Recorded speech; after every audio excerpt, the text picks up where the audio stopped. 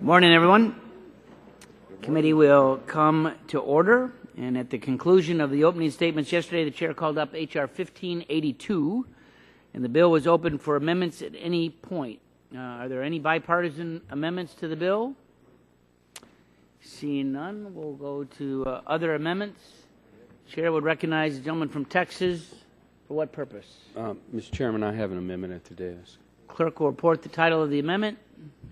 Amendment to the committee print of H.R. 1582 offered by Mr. Barton of Texas. And the amendment will be considered as read. The text of the amendment will be given to the members, and the gentleman from Texas is recognized for 5 minutes in support of his amendment. I thank excuse me, I thank the chairman.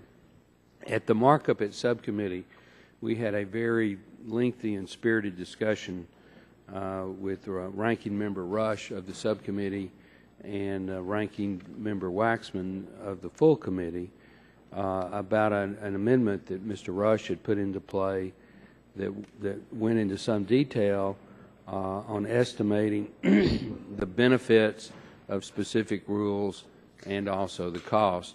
There was some discussion about accepting the Rush amendment as is. There was some discussion about withdrawing it, but at the end of the markup, it was a decision to continue to work with Mr. Rush with no guarantees either way that the minority would accept a compromise, nor was there a guarantee that the majority would accept it. But in any event, a good faith effort was made to find a middle ground between the minority and the majority, and my staff indicates to me that those discussions were serious and that they were heartfelt, but that no compromise could be agreed upon.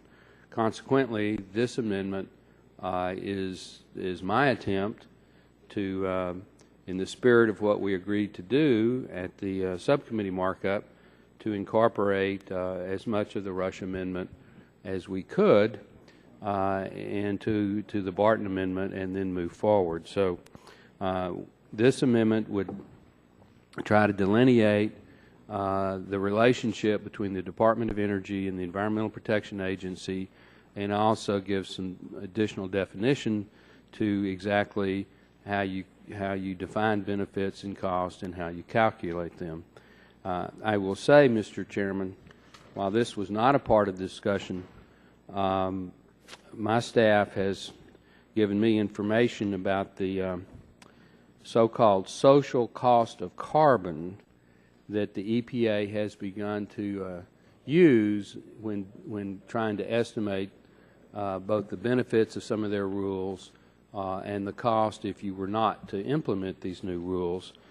I have spent some time trying to understand the social cost of carbon, and as far as I can determine, it's an elegant way to basically, when you propose a rule, you can plug in certain numbers and you can get any benefit that you want from it using various discounts and rates of returns and net present values.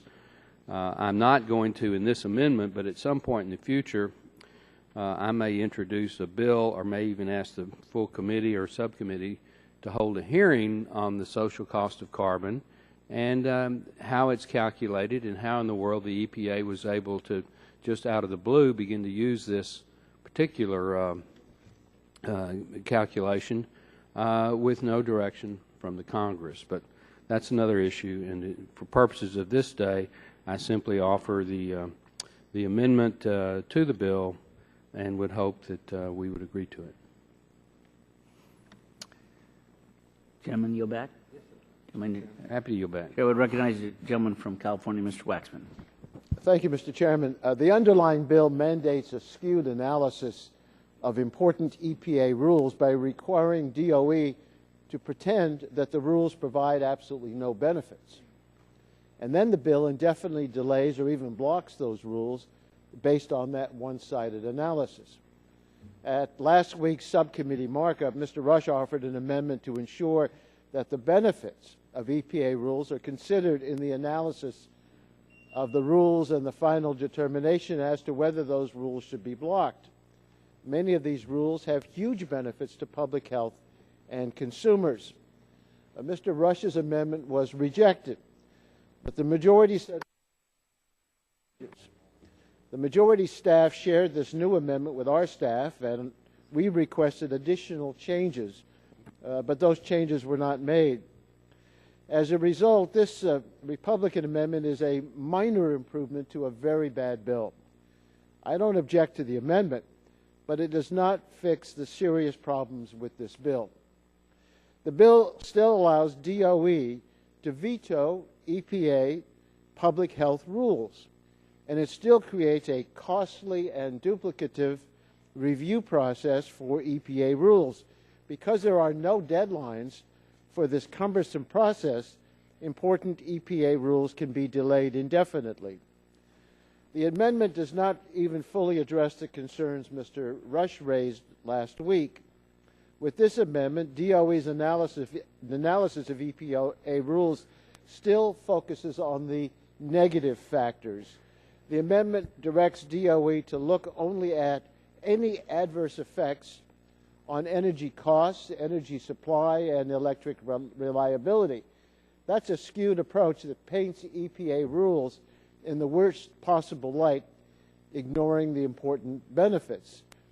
Yet, in his opening statement, the chairman of the Energy and Power Subcommittee argued that we must pass this legislation because EPA should have done a better job analyzing the mercury and air toxic standard rule. He said the EPA underestimated how many coal plants would choose to shut down instead of clean up their toxic mercury pollution. But the chairman appears to be attributing every electric utility decision to increase the use of natural gas at the expense of coal over the last few years to the EPA rule itself. That doesn't make sense. When you talk about energy experts and the electric utilities, you learn that the price of natural gas, not rules under the Clean Air Act, has been the key factor in this transition from coal to natural gas. In fact, as the price of natural gas has increased over the past few months, the use of coal has started to increase as well. Those are called market forces, not related to regulation, but market forces. They have an impact. Every year, EPA's mercury rule will help reduce mercury pollution, prevent up to 11,000 premature deaths, deliver up to $90 billion in benefits to the nation. It's a tremendous success story that will deliver up to $9 of benefits for every dollar spent. That this rule should be the poster child for the kind of public health rule this legislation is designed to block shows just how misguided this legislation truly is. The amendment before us will be adopted, and it is an improvement because we'll be looking at some of the benefits and not just the costs. But regardless of this amendment, the bill remains deeply flawed. Nothing in this amendment changes the fact that this bill is an assault on public health and environmental protections. Thank you, Mr. Chairman. Yield back my time. Gentleman yields back. Are there other members wishing to speak on the amendment? Gentleman from Louisiana is recognized. Yeah, I speak in favor of the amendment. The amendment clearly says, page 2, lines 4 and 5, that the cost and benefits of the rules shall be considered and their limitations. And I think, although my colleague from California speaks kind of rosily of the analysis as performed by the EPA, my poster child for the problem is the EPA formaldehyde law rule, which the National Academy of Science said that in no way could support their conclusions. And you may recall that when they came and testified, I asked whether these scientists would allow that analysis to be published in a peer-reviewed journal, and they said they would not. So the issue is that the EPA's science does not support their conclusions, but they will promulgate a rule which will have deleterious effects upon the economy, upon employment, and upon the health insurance benefits of those employees. As a physician, I know that someone's economic standing greatly influences their health. One of the primary primary determinants of someone's health is how wealthy they are. If they have a good job, a good benefits, they are in better health. If you have legislation which is crafted upon faulty methodology, which outside agencies strongly critique, and in the meantime it costs jobs and people lose these good benefits and lose these good wages, not only does the worker but her family and her children, her husband, their spouse, you name it, their health statistically is prone to suffer. So if we were basing this upon great methodology, I would be a little bit okay with it. As it turns out, I do think this amendment does allow those costs and benefits of the health benefits to be considered, and also will have an independent review of just how well the EPA is doing their methodology. Lastly, I'll just say about market forces. Market forces also include the price of compliance with regulation. And so if you make a regulatory regime more onerous, then clearly that is going to factor into the market force moving from one fuel to the other. Will the gentleman yield? I yield. I thank the gentleman for yielding. I just want to make a comment that Mr. Cassidy's legislation, in my view, brings real transparency to the process at EPA. Everyone keeps talking about that his amendment did not really include benefits. The truth of the matter is, when EPA does their analysis, they do an exceptionally good job of calculating benefits. As a matter of fact, they not infrequently overestimate benefits. So the mere fact that EPA already looks at benefits, and now there's nothing in his legislation that precludes this commission, that I'll call it, to look at benefits as well. And a reference was made to Utility Act earlier. And when EPA came to Congress to testify about all the benefits of Utility Act, the only thing basically that they talked about publicly was the significant reduction in mercury emissions. And yet we know from the hearings that we had that the documentation at EPA showed that the benefits did not come from mercury reduction, but came from particulate matter reduction. So in my view, they were misleading the American public. And any legislation will bring more transparency to this process, I think, will be beneficial to all of us. And I would yield back to the gentleman. Yeah, reclaiming my time, I'll also point out that there was sharp critique from public health experts exactly how EPA calculated the benefits from that particulate matter reduction. And so again, I think that this will allow that sort of, we shouldn't fear it, that transparency that will make hopefully good laws better or bad laws not able to destroy jobs of hardworking Americans. If no one else wants my time, I'll yield back. Gentleman yields back. Other members wishing to speak on the amendment? Mr. Chairman. Gentleman from Illinois is recognized for 5 minutes. Thank you, Mr. Chairman. Mr. Chairman, I appreciate my friend from Texas' attempt to add elements of my amendment that I introduced in subcommittee in order to require an analysis of some of the benefits, as well as an extensive list of costs of the EPA rules. However, Mr. Chairman, the language in Mr. Martin's amendment does not include the in-depth analysis for all of the benefits, similar and just as it does for the underlying bill as it relates to costs. And even more importantly, Mr. Chairman, the bill still allows the Department of Energy to veto the EPA rules, which again I want to remind members is absolutely unprecedented. So, Mr. Chairman, it is for those reasons that I cannot support the underlying bill, although I will support Mr. Barton's amendment. And, Mr. Chairman, I yield the balance of my time to the ranking member, Mr. Waxman. Thank you for yielding to me. I just want to push back at the comments that Mr. Cassidy just made, bringing up the National Academy of Sciences review of EPA's draft formaldehyde assessment. I'm not sure why we're talking about this review in the context of the bill, because EPA's assessment is not an energy-related rule. In fact, it's not a rule at all. The draft assessment is simply a scientific analysis of hazard data. Now, the argument appears to be that EPA did not perform a thorough and scientific assessment of formaldehyde, and therefore the Department of Energy should be required to veto important public health protections. But that's not what the National Academy said.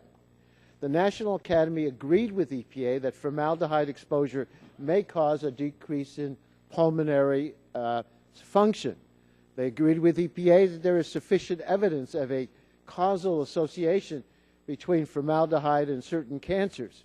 They also agreed with EPA that there was a causal relationship between formaldehyde exposure and lesions of the upper respiratory tract, sensory irritation, and allergic sensitization. While the National Academy didn't agree with everything that EPA found in its draft formaldehyde assessment, they did not reject EPA's basic finding that formaldehyde exposure is linked to several serious health issues, including cancer. And we should keep in mind that this was a draft assessment, and experts at EPA are still working to incorporate the review comments that they received. That's an essential part of the science-based and risk-based regulation. But in the context of today's markup, the National Academy's review of EPA's draft formaldehyde assessment does not tell us anything about EPA's energy rules, nor does it tell us anything about the methods that EPA uses to calculate the benefits and costs of its rules. And it does nothing to inform the committee about whether we should give DOE an unprecedented veto power over EPA's rules. I thank the gentleman for yielding so I can raise those points, because otherwise I think the previous statements might be misleading. Mr. Chairman, if there's anybody else on my side who would like to, I yield to the Chairman Emeritus of the committee, Mr. Dingle. I want to thank my good friend, and I want to tell the author of the amendment that this is said with a great deal of respect and affection. But we have a proposal here which is very bad. We have a very complex rulemaking which has to take place by EPA. First they find the health, then they find the economic consequences, and they make a number of other things. And all of this is subject to lawsuit at every turn of the road. Industry is not able to get quick decisions, and this is one of the things that's causing industry all manner of trouble, because they can't make the decisions because they don't have clarity to the process. So what we're doing here today with this legislation is adding a new level of convolution and obfuscation and litigation. And lawyers are going to love this, and industry is going to find that this is going to confuse the process still more and leave us with a situation where we're not able to accomplish our basic purposes of having speedy and efficient government operate at relatively modest cost. There's a whole new overlay of responsibilities that's going to take place under this legislation. And it so happens that already the different agencies are compelled to comment on this, and that includes the Department of Energy, which has to comment on this to the Office of Management and Budget as the process goes forward. So what we're doing is spreading a magnificent level of confusion, affording a wonderful opportunity for there to be lots of litigation and lawsuits and trouble and difficulty over all kinds of questions, including when is there $1 billion which is given to which is going to be cost by the particular proposal. Is that over 6 weeks, 6 months, 6 years, or 60 years? Nobody knows. But we don't have any answers to those questions because we've had no significant hearings and no opportunity to learn what's going on.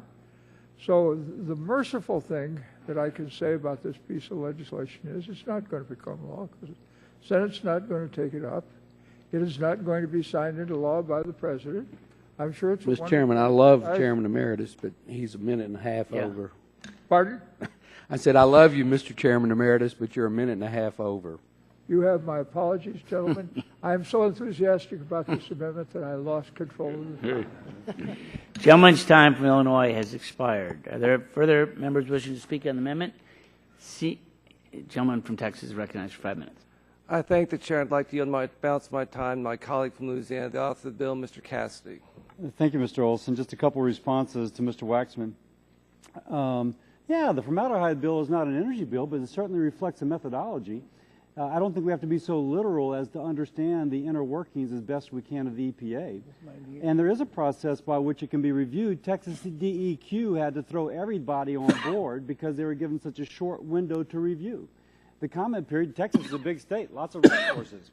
They had to unwind the methodology that was used in the regression analysis, and it was very difficult, but this big state was able to do it. And so now it took them 6 weeks, but that was all the time or something like that. It was some short period of time. I don't have it in front of me.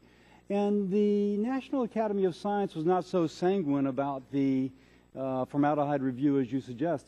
I don't have that review in front of me, but I recall parts of it. The cancer that was caused was in rats. It was nasolaryngel. And the EPA, the National Academy of Science can't deny that it caused cancer in the nasal passages of rats, but the National Academy of Science wasn't quite so endorsing that this would pose the harm to humans that EPA suggested. So in the same way, granted it's not energy, we see EPA casting out a rule which will have a negative impact upon employment, therefore people working, therefore people with wages and benefits that can pay for their health care, therefore their health, and they're doing it on something which was not transparent. Texas DEQ had a very difficult time doing this. National Academy of Science specifically criticized the lack of transparency in the methodology section, and indeed some of the conclusions were not warranted. I think it's reasonable to ask EPA to be a little bit more forthcoming in how they arrive at their conclusions to allow that American worker whose job may be destroyed to at least know if it is valid that it should be so destroyed. Gentleman yield. It's his time to control. And yield back to us my time, Mr. Chairman. Mr. Johnson, Mr. Hall. I'm sorry, Mr. Hall. Mr. Hall, yield my time to Mr. Hall from Texas. Thank you. I admire you for everything you said, and it's just a continuation of the assault we've had in defense against EPA, a defense we wouldn't have had we elected a different president. It said on April 12th of 2013, the Subcommittee on Energy and Power held a legislative hearing on a discussion draft of the Energy Consumers Relief Act of 2013, and it provides for greater transparency and all that. But it winds up saying that would cause significant adverse effects to the economy. That's what the EPA has been doing. That's their practice. We've proven time and time ahead. We've had testimony from people who came here testifying for the EPA that says that they'd made some mistakes. And we get a new president, we'll correct these, but this bill goes a step of the way in doing that. I yield back my time. Thank you. Will the gentleman yield to me? Mr. Olson. From Texas. Well, since Mr. Barton apologized for saying that you were to be compared with my cat, well, I will. Well, my cat's still mad about that. The ranking member of spirit bipartisanship, sure. I yield the balance of my time to you, sir. Thank you for yielding to me. I just want to say that in this demonization of EPA, Mr. Cassidy is raising the National Academy to great stature. And I agree, the National Academy has great stature. I just want to remind my colleagues the National Academy has said that climate change is a serious issue. It's a threat to this planet. It should be a very high priority. So if we're going to look to the National Academy for guidance, let's recognize where they have a very clear position urging us to take action.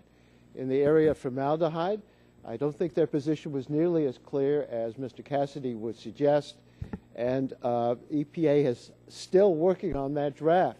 Now, if EPA had a time limit in which they had to make a decision, maybe they could make a decision on a flawed draft. That would be one of the problems when you put deadlines and then deem something approved. We're going to have that in a few minutes on another bill. But I just wanted to point that out because I have a great respect for the National Academy of Science, and I also have respect for the work that EPA is doing. If EPA were not doing its job, the health of the American people and the cost to all of us would be dramatically increased. And it's not just rats, it's humans that get cancer, and our studies, as the doctor well knows, may well be on rats because we can learn from what's happening with them what will also happen to us. Thank you. Gentleman's yield time back has the balance of my expired. Other members wishing to speak on the amendment? Seeing none, the vote occurs on the amendment from the gentleman from Texas, Mr. Barton. All those in favor will say aye. Aye. Those opposed say no. Opinion of the chair, the ayes have it. The ayes have it. The amendment is adopted. Are there further amendments to the bill? Gentleman from California, Mr. Waxman. Mr. Chairman, I have an amendment at the desk. Clerk will report the title of the amendment. Amendment to the committee print of H.R. 1582 offered by Mr. Waxman of California. And the amendment will be considered as read. The staff will distribute the amendment, and the gentleman from California is recognized for 5 minutes in support of his amendment. Thank you, Mr. Chairman. My amendment is straightforward. It eliminates the bizarre provision in the bill that gives the Secretary of Energy the unprecedented authority to effectively veto EPA public health rules. Under this bill, if DOE determines that a rule would cause any, quote, significant adverse effects to the economy, end quote, EPA would be blocked from finalizing the rule. It makes no sense to allow DOE to veto EPA public health rules, especially since the veto would be based on macroeconomic analysis that is outside of DOE's area of expertise. This is a broad assault on key public health rules. If this bill became law, important clean air and clean water protections would be at risk. The terms in the bill are so expansive and so vague that nearly every major public health standard would be affected. Now, last Congress, the House voted 145 times to block EPA rules. That's more times than we voted to repeal the Affordable Care Act. The House voted to block EPA regulation of mercury and other toxic pollutants from power plants and incinerators. The House voted to strip EPA of authority to set water quality standards. And the House voted to overturn EPA's scientific finding that carbon pollution endangers health and the environment. That's, by the way, a finding that the National Academy of Sciences made as well. None of these assaults on EPA was enacted. They all died in the Senate, so now the majority is trying a new approach. Give another agency veto power over EPA rules. Well, this bill would set a terrible precedent. If we give DOE a veto over EPA, where do we stop? Are we going to give the Commerce Department a veto over the Department of State, or the CDC a veto over the FDA? This bill is a recipe for making the federal agencies as dysfunctional as Congress has become. No one should want that. The DOE veto is not consistent with the stated purpose of the bill. We keep hearing that this bill is about having DOE perform an independent analysis of EPA rules. But this bill goes far beyond that. It will indefinitely delay a host of future EPA rules while DOE performs analyses in consultation with 6 other agencies. And then DOE would be authorized to actually block EPA rules. The regulatory analysis process established by the bill would be duplicative. EPA already examines the costs and benefits of its rules, and that analysis would be subject to extensive interagency review. DOE would then participate in this well-understood and thorough interagency review process. Any concerns DOE has about a potential rule can be addressed in that process. They can give their views to EPA. In fact, that's how DOE's concerns are addressed today. We don't need to create an unprecedented veto power for DOE. The result would be a costly and duplicative parallel regulatory review process. That's a waste of taxpayer funds. Do we want more government bureaucracy? That's what this bill would accomplish. This bill has serious flaws, but the DOE veto tops the list. So my amendment simply eliminates this provision. It says DOE would not be able to veto an EPA proposal. I have yet to hear any proponent of this bill explain why it makes sense to empower DOE to veto another agency's rules. The American public wants serious legislation focused on solving real problems. not mere political messaging bills with no prospect of becoming law. So I urge the adoption of this amendment to eliminate this unjustifiable DOE veto authority. And if nobody wants my time, I'll yield it back. Chairman yields back. Chair would recognize the gentleman from Texas, Mr. Barton. Thank you, and I'm going to yield quite a bit of my time to the subcommittee chairman, Mr. Whitfield. Well, we just need to put things on the table. Mr. Waxman is correct in the intent of the bill, and the reason that we're offering or supporting the Cassidy bill is that EPA has almost unchecked authority under current law to propose and implement these rules with no real requirement that they conduct any kind of a cost-benefit of analysis. Now, and I wasn't in the committee when the original Clean Air Act was passed and the Clean Water Act and all those, but at that time, when they were passed, we had rivers that were catching on fire, and there were clear and obvious current present dangers to the environment and to some of the industries and groups that were polluting. That's not the case today. This specific issue that some of us are concerned about, CO2 emissions, carbon dioxide emissions, they're running models 300 years in the future and using the most esoteric variables to come up with negative consequences if we don't reduce CO2. But it's not a clear and present danger today. And so the Cassidy bill clearly states, let's put a check on the EPA. Let's have the Department of Energy, whose secretary is going to be appointed by the same president who appoints the administrator at the EPA, and require, if the rule costs $1 billion or more, there has to be a real analysis and an independent evaluation of that rule. Now, you can't sugarcoat that. Most of the majority of this committee thinks the EPA is out of control. A fair number of the minority thinks they're not out of control, but even some on the minority side thinks there ought to be some check on the EPA.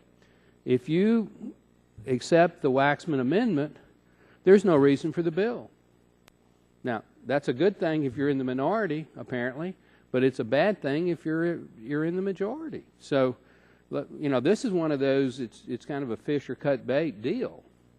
If you think the EPA is always right and they're always fair and they always, you know, they're just blessed by the Lord to always take everything into account, then support the Waxman amendment and then vote against the bill. But if you think the EPA could be perfected, and it wouldn't be a bad idea to have an independent analysis, in this case the Department of Energy, then reject the Waxman amendment and support the underlying bill. Gentleman yield. Let me yield to Mr. Whitfield first, and then if there's time, I'll start. I want to thank the gentleman for yielding. And once again, this really is about transparency. And, of course, the Waxman amendment would actually strike the provision that gives the Department of Energy the opportunity to overturn or prohibit the regulation. But one theme that comes through consistently whenever EPA comes up to testify in Congress, we know that they calculate the benefits very well, the health benefits and so forth. But when we ask them questions, do they ever estimate the cost, even the health cost, of the impact of families who lose jobs because of regulations put out by EPA? The answer is no. So all the Cassidy bill does is he gives the Secretary of Energy, Secretary of Commerce, Secretary of Labor, Small Business Administration an opportunity to meet together to analyze the impact on jobs, loss of jobs, the gross domestic product, the effect on the economy. And I think that with this EPA being the most prolific in history under this administration, this simply provides a more balanced, transparent approach. And that's the whole purpose of the legislation. And I see nothing wrong with it to have a more balanced approach. And I would yield back to you. Mr. Waxman's welcome to my last 4 seconds. Gentleman's time has expired. Gentlelady from Illinois is recognized for 5 minutes.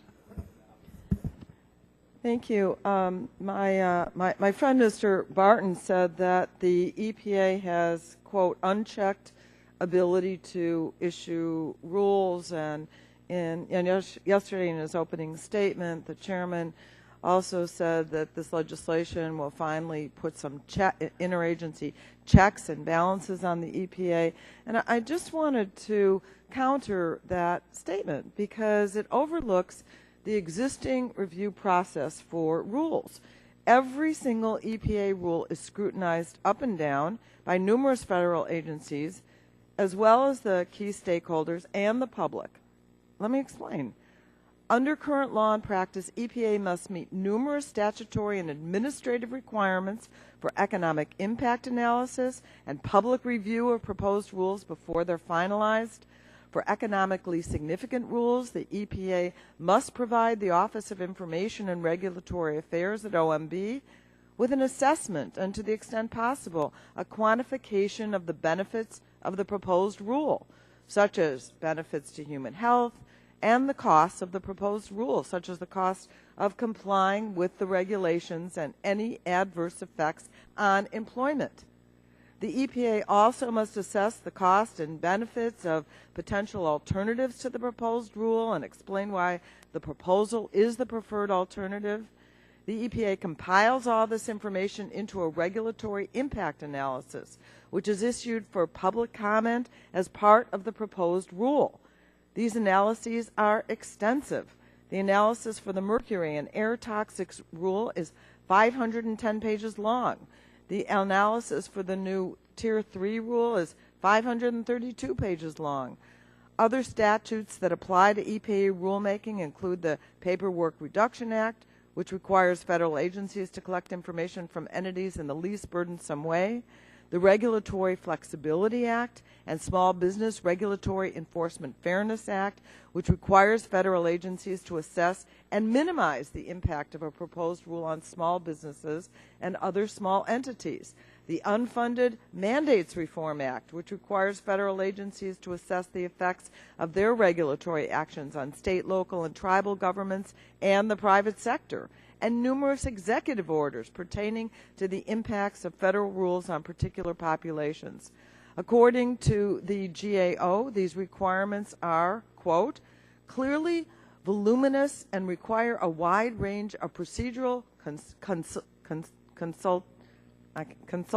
consultative, and analytical action on the part of the agencies, end quote.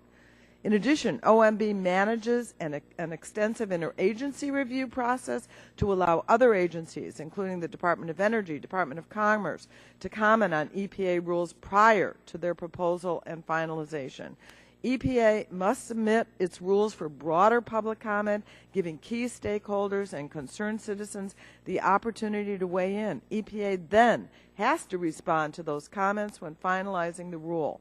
So the EPA rules go through numerous layers of public review and interagency review as required by law and executive order. And in these times of budget cuts and sequestration, I am surprised that my Republican colleagues are calling for yet another government analysis. It's wasteful and duplicative, and it certainly is not true that the EPA has an unchecked ability to issue rules. And as my colleague and the Chairman Emeritus says, it's also very expensive, and I yield back. Gentlelady yields back. Other members wishing to speak on the amendment? Gentleman from Illinois, Mr. Shimkus. Thank you, Mr. Chairman. Just a brief comment. First of all, I want to thank my colleagues for all the well wishes for my absence last week, thus proving a second time that Republicans do have heart. So I do want to thank the cards and comments provided. On the subject matter, on the duplication and the wasteful spending, you know, there's nothing novel about having other agencies review other agencies' work, especially when they have expertise.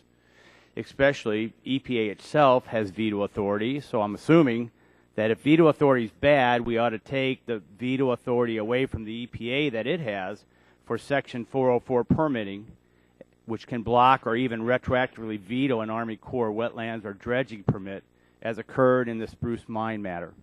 Also, EPA has authority to put on hold major proposed actions being reviewed under NEPA review by referring them back to the Council on Environmental Quality if EPA believes that the proposed action is, quote-unquote, environmentally unsatisfactory. So, I mean, it's just like the National Academy of Science debate. There's sometimes when we like it, there's sometimes when we don't like it. There's sometimes when we dislike veto authority, but if the EPA has veto authority, then we kind of like it. So I think if the EPA has some veto authority, then we ought to give the Department of Energy and the like some veto authority. And with that, I yield back my time. Mr. Chairman, would the gentleman yield? I would yield to Mr. Hall. Yeah, I think we ought to remind the gentlelady that just spoke about review after review they've done of the EPA to tell them how to act and how to keep their policy on the right side of the road, and that they've been scrutinized and been scrutinized. Yes, they have. They've been scrutinized by something that you forgot to tell us about, and that's a review that you didn't mention, review by the courts, and the courts have reviewed them. And I think that some of us on this committee now ought to feel a little guilty, because back when we wrote the Clean Air Act, Mr. Dingle was chairman here, Mr. Waxman was here, Mr. Barton probably was here, but we put EPA into that act, even those of us who were on the energy side of the bill, because we thought even the energy people needed some supervision, but we also thought they needed fairness. And that's what they haven't had. This bill requires that, and requires them to take some position other than a position that causes adverse effects to the economy. And that's what excuse me, EPA is very guilty of. It's been pointed out many times, and there'll be some changes in the future in this when we get the right people to make the final decision. I yield back. Gentlemen, and seeing no other members, I yield back my time, Mr. Chairman. I yield back. Other members, the gentlelady from Florida is recognized for 5 minutes. Thank you, Mr. Chairman. Members, I support Ranking Member Waxman's amendment. My Republican colleagues claim that this bill is about improving transparency at the EPA and the rulemaking process there. But if that was the intention, this bill really misses the mark, because under current law and practice, EPA already must meet numerous statutory and administrative requirements for economic impact analysis.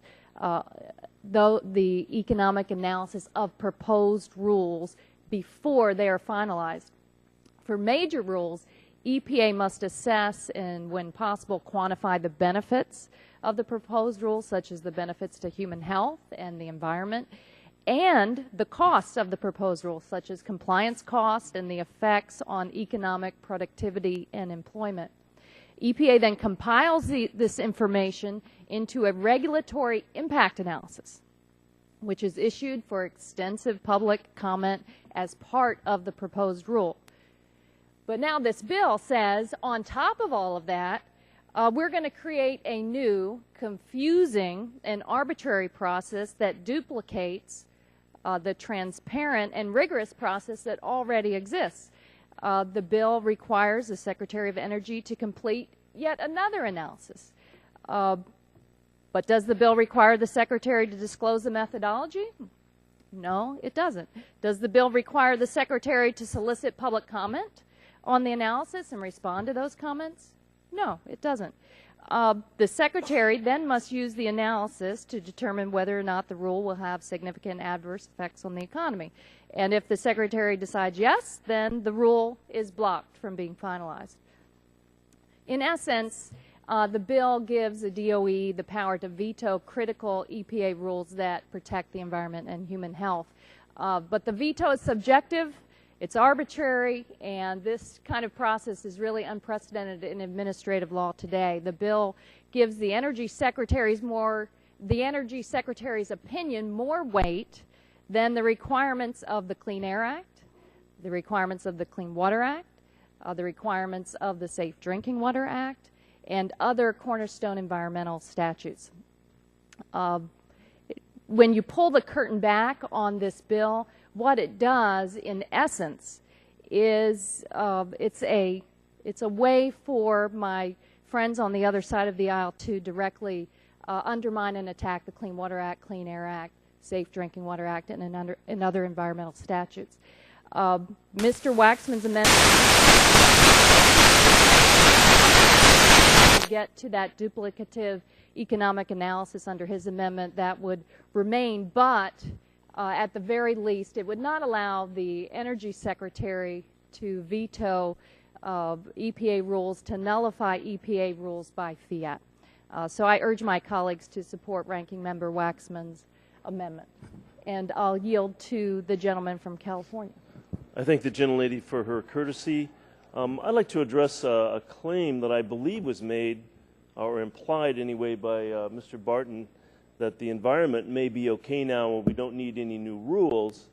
I represent part of the Central Valley of California. We suffer from very poor air quality. Now, what does that mean? That means our children have asthma. It means our public hospital rates are exceedingly high. It affects families, it affects jobs, but especially the children.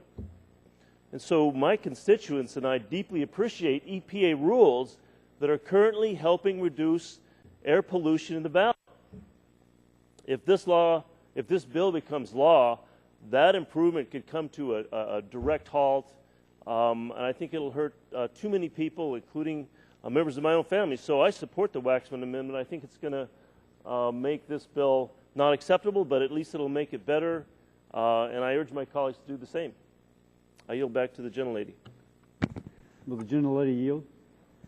Be happy to yield to the Yeah, a couple things, just working backwards. Of course, the problem in the Central Valley, as I understand it, is pesticides trapped in the atmosphere. This actually wouldn't touch that. This was actually just for energy. Secondly, the Barton Amendment, Ms. Castor mentions, doesn't include benefits. The Barton Amendment specifically includes benefits, so it would include the benefits that were out there. Lastly, the problem with the EPA economic analysis is so often it's considered specious.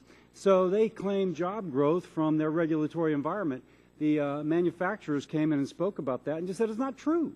We're not going to create more jobs. To paraphrase John Marshall, the power to tax and the power to regulate is the power to destroy. And those employers said these are destroying jobs. I yield back. Thank you for your lenience. Gentlelady's time has expired. Are there other members wishing to speak on the amendment? Seen? Mr. Chairman. Gentleman from Illinois. Well, thank you, Mr. Chairman. Mr. Chairman, my friend, Mr. Martin, and my friend, Mr. Whitfield, made some statements that were both alarming and stunning all at the same time. My friend, Mr. Martin, mentioned that there are no impacts to climate change. What could be more absurd? I object to that statement, Mr. Chairman, and I believe that the American people will also strongly disagree with that statement. Mr. Chairman, I'm sure that the farmers in the Midwest and across the country who have lost record crops last year, I'm sure that they will disagree with Mr. Martin and Mr. Whitfield. The firefighters who have been battling the record wildfires over the last year and a half, they would disagree. The families and the communities of the 19 firefighters who lost their lives recently, they will disagree. And I know that the families in New York and in New Jersey who witnessed and are still in the midst of recovering their homes and their lives, in fact, from the devastation of Hurricane Sandy last year, they would disagree. The difference between what the majority side looks at it And what the minority side's viewpoint is that the minority side sees all of these record extreme weather catastrophes, including heat waves, wildfires, crop losses, hurricanes, tornadoes, flooding.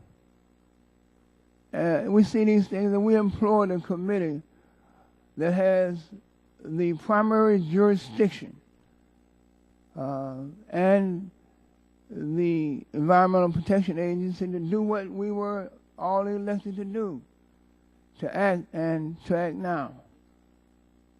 Texas is drying up. Who knows? 100 years from now, Texas might be another desert. I'm sure Mr. Barton would not want to see Texas to be reduced to a desert. Let's act now. The majority party sees all of these record-breaking extreme weather events, and they say, stick your head in the sand, ignore them. You know, their climate doesn't have any effect on that, on these things. You know, let's not deal with the issues. Let's go out and attack the same agencies, the very agencies who have immediate authority and legislative prerogatives to try to deal with these problems. They're the only ones that can lead the charge to mitigate these disasters. So why don't we just handcuff them? Why don't we just take their budgets away from them? Why don't we just limit their power and limit their authority? Why don't we just ban them? Why don't we just eliminate the agencies altogether? You know, well, I think that would do the American people great disjustice and disservice. So I don't get it. What don't you get about climate change? When are you going to ignore, why are you going to continue to ignore the sciences? And not only the science, but the evidence. The evidence is before us almost daily, week by week, in the headlines of the news, the lead stories on the television, day by day. So I'm not going to stick my head in the ground, and I don't think those of us on the minority side are used to trying to breathe with our head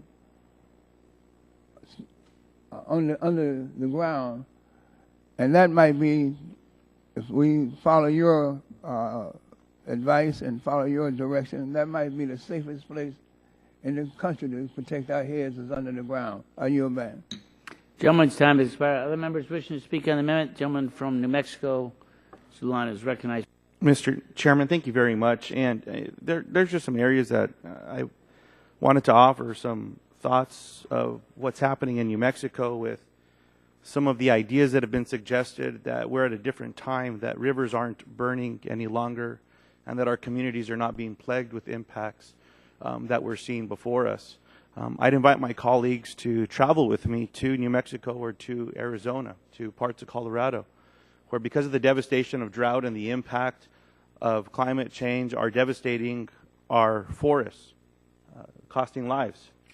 And the further impact that we're having is not just when the fire is burning, but after the fire is put out. For those of us that live in these mountainous areas, we're dependent on these watersheds up in the mountains to be able to provide nourishment to the rest of the community, and not just the communities that live at the base of those mountains and those watersheds.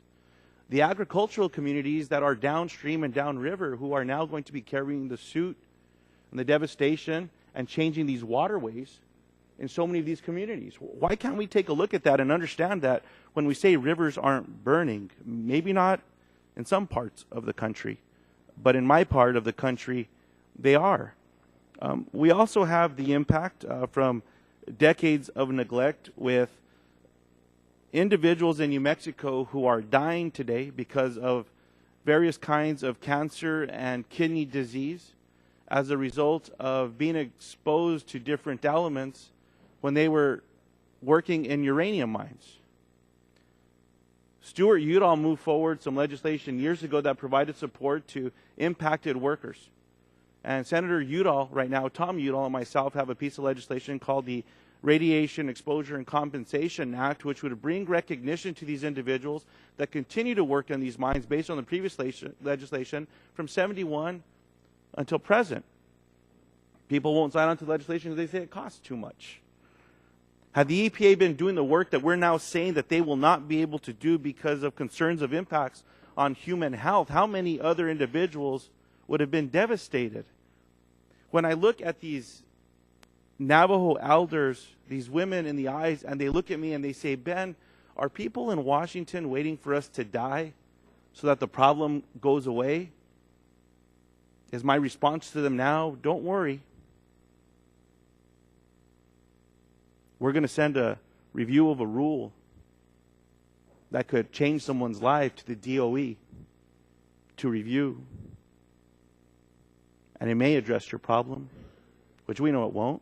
And then, Mr. Chairman, the other thing that I can't seem to get my arms around is this legislation is going to send to the Department of Energy a review of the EPA's rulemaking and then a report to the Congress.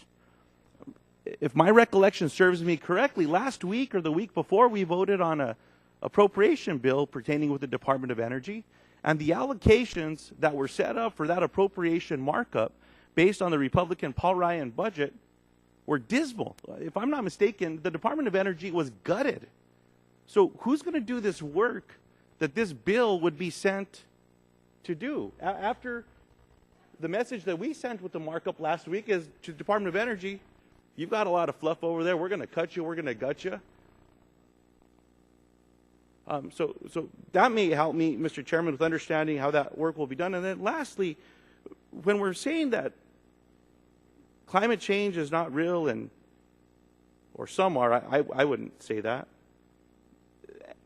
And we refuse to even consider holding hearings on different reports and studies that have been put together. I would just like to remind the body that back on May 23rd of 2011, Ranking Member Waxman and Mr. Rush requested a hearing based on two studies, one of which we've talked about the National Academies of Sciences a little bit today, on a report that was entitled America's Climate Choices, looking into these areas. And so, Mr. Chairman, I just hope that we don't forget about these individuals that are dying in New Mexico, that are dying in Arizona, that are dying in Colorado and Utah based on the infections that came out of these exposures, these lives that have been taken associated with fire, and the devastation that's going to be caused, and the cost to the economy.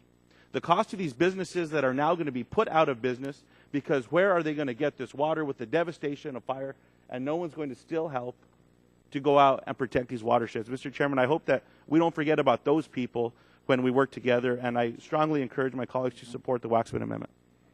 Thank you. You're back. Gentleman's time has expired. Other members wishing to speak on the amendment? Seen none. The vote occurs on the amendment offered by the gentleman from California. Those in favor will say aye. Aye. Those opposed say no. No. If you need chair, the noes have it. Roll call is requested. The clerk will call the roll. Mr. Hall. Mr. Hall votes no. Mr. Barton. Mr. Barton votes no. Mr. Whitfield. Mr. Whitfield votes no. Mr. Shimkus. Mr. Shimkus votes no. Mr. Pitts. Mr. Pitts votes no. Mr. Walden. Mr. Walden votes no. Mr. Terry. Mr. Terry votes no. Mr. Rogers. Mr. Rogers votes no. Mr. Murphy. Mr. Murphy votes no. Mr. Burgess. Mr. Burgess votes no. Mrs. Blackburn. Mrs. Blackburn votes no. Mr. Gingrey. Mr. Scalise. Mr. Scalise votes no. Mr. Latta. Mr. Latta votes no. Mrs. McMorris Rogers. Mr. Harper. Mr. Lance. Mr. Lance votes no. Mr. Cassidy. Mr. Cassidy votes no. Mr. Guthrie. Mr. Guthrie votes no. Mr. Olson. Mr. Olson votes no. Mr. McKinley. Mr. McKinley votes no. Mr. Gardner. Mr. Gardner votes no. Mr. Pompeo. Mr. Pompeo votes no. Mr. Kinzinger. Mr. Kinzinger votes no. Mr. Griffith. Mr. Griffith votes no. Mr. Bilrakis. Mr. Bilrakis votes no. Mr. Johnson. Mr. Johnson votes no. Mr. Long. Mr. Long votes no. Mrs. Elmers. Mrs. Elmers votes no. Mr. Waxman. Mr. Waxman votes aye. Mr. Dingle. Mr. Dingle votes aye. Mr. Pallone. Mr. Pallone votes aye. Mr. Rush. Mr. Rush votes aye. Miss Eshoo. Miss Eshoo votes aye. Mr. Engel.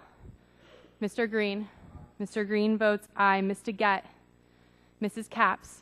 Mrs. Capps votes aye. Mr. Doyle. Mr. Doyle votes aye. Ms. Schakowsky. Ms. Schakowsky votes aye. Mr. Matheson. Mr. Matheson votes no. Mr. Butterfield. Mr. Butterfield votes aye. Mr. Barrow. Mr. Barrow votes no. Ms. Matsui.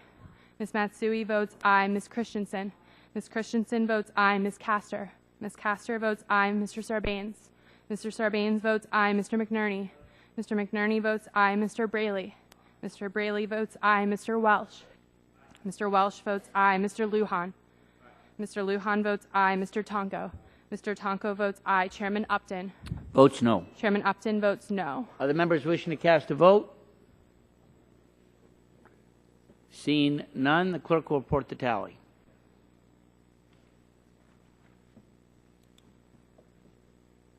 Up. Gentleman from Mississippi. Mr. Harper votes no.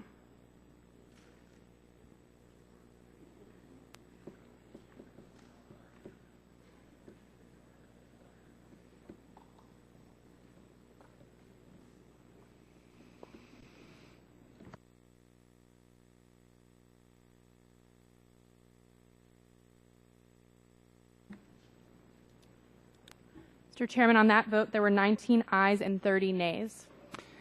19 ayes, 30 nays. The amendment is not agreed to. Are there further amendments to the bill? Mr. Chairman. Gentleman from Illinois. Mr. Chairman, I have an amendment at the desk. Clerk will report the title of the amendment.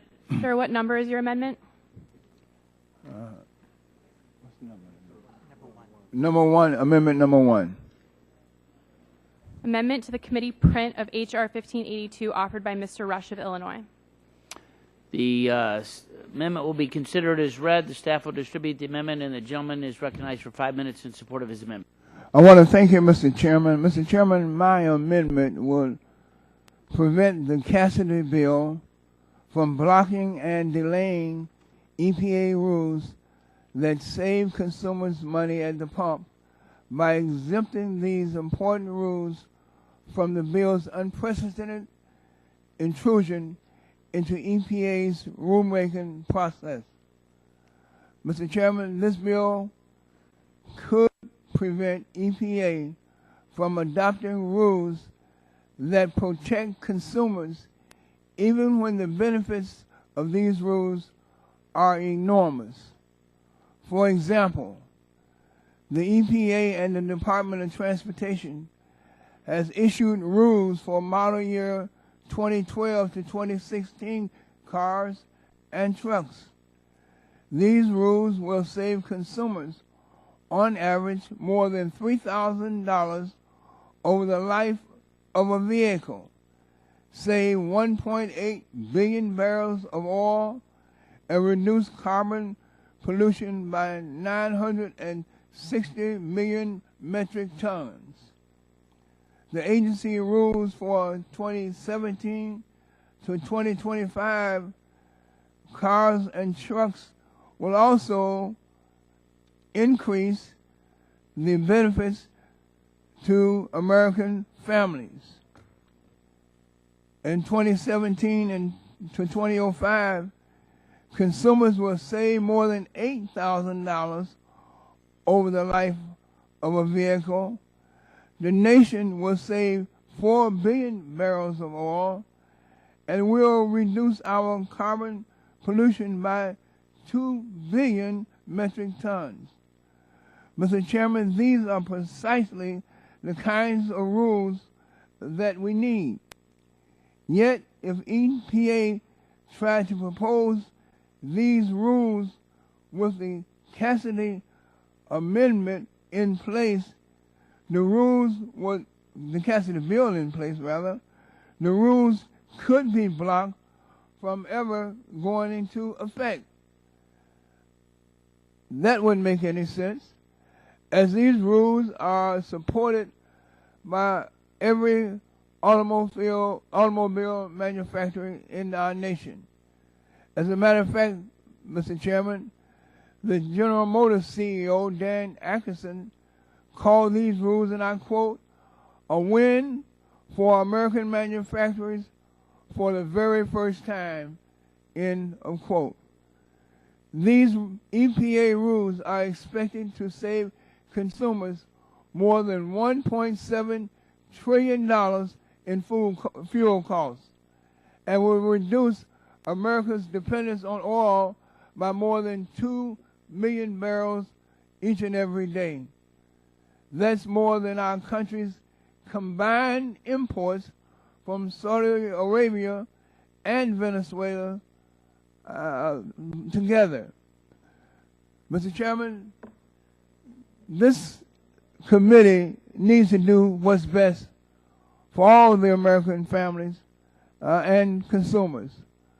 Blocking these EPA rules will harm the environment and could increase the fuel costs for consumers, which is exactly what we can expect if this bill goes into effect and prevents EPA from making further improvements to our vehicle standards. The President's Climate Action Plan calls for new heavy-duty vehicle fuel efficiency standards for model year 2018 and later.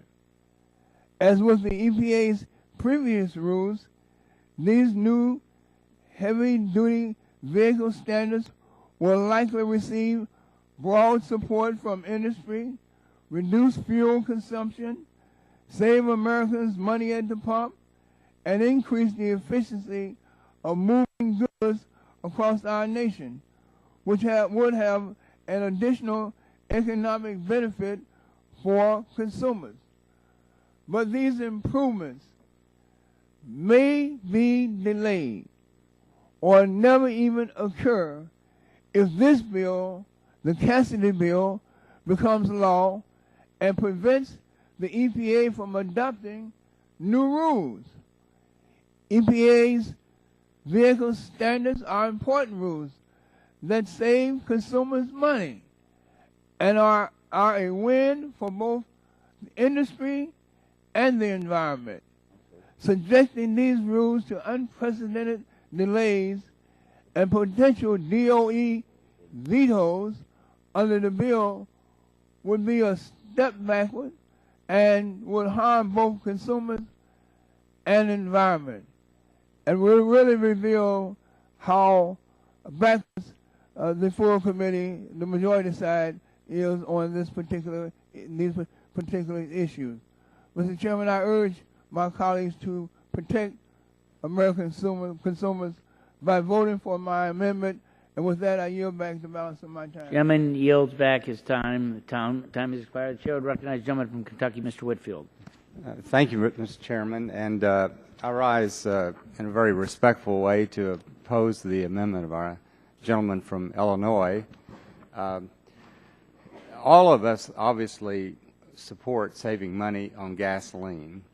And I don't think there's anything in this legislation that would preclude that.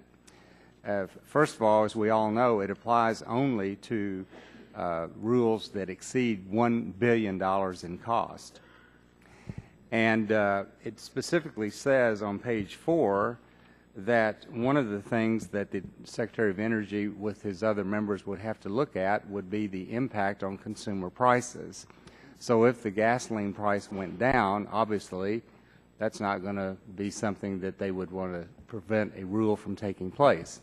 On the other hand, if a rule is adopted affecting the way automobiles are manufactured to meet certain mileage tests, and let's say that costs go up dramatically, and as a result of that, sales go down, and as a result of that, they start laying off auto workers at the manufacturing plants, and let's say they start losing their health care, and their children start going hungry, and it reached that state, then the whole purpose of this bill is this transparency to look at the impact on the overall economy, the impact on the jobs, the impact on the consumer prices, the impact on GDP.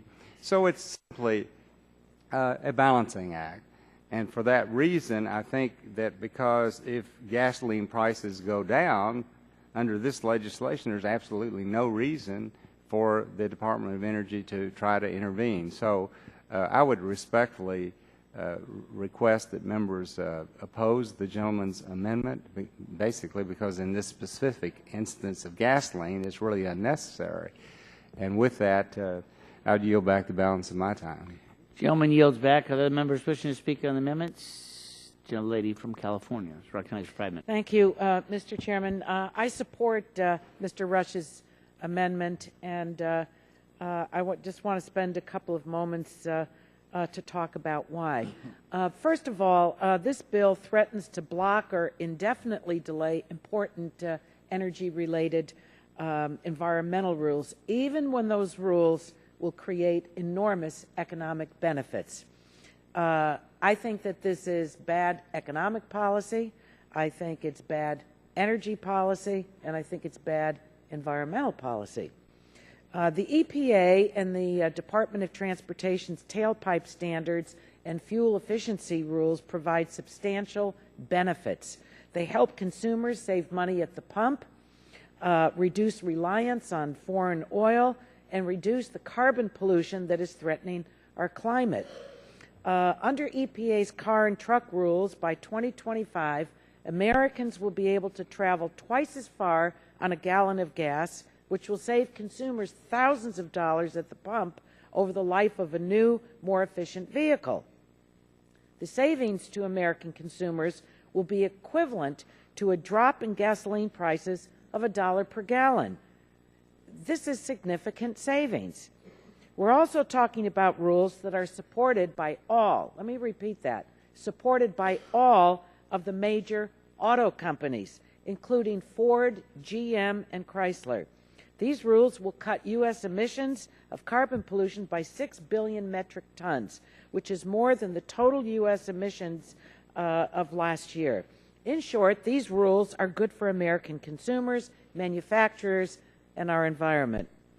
Like Mr. Rush, I'm concerned that the bill could prevent EPA from adopting new vehicle rules that save consumers even more money and continue to address the threat of climate change.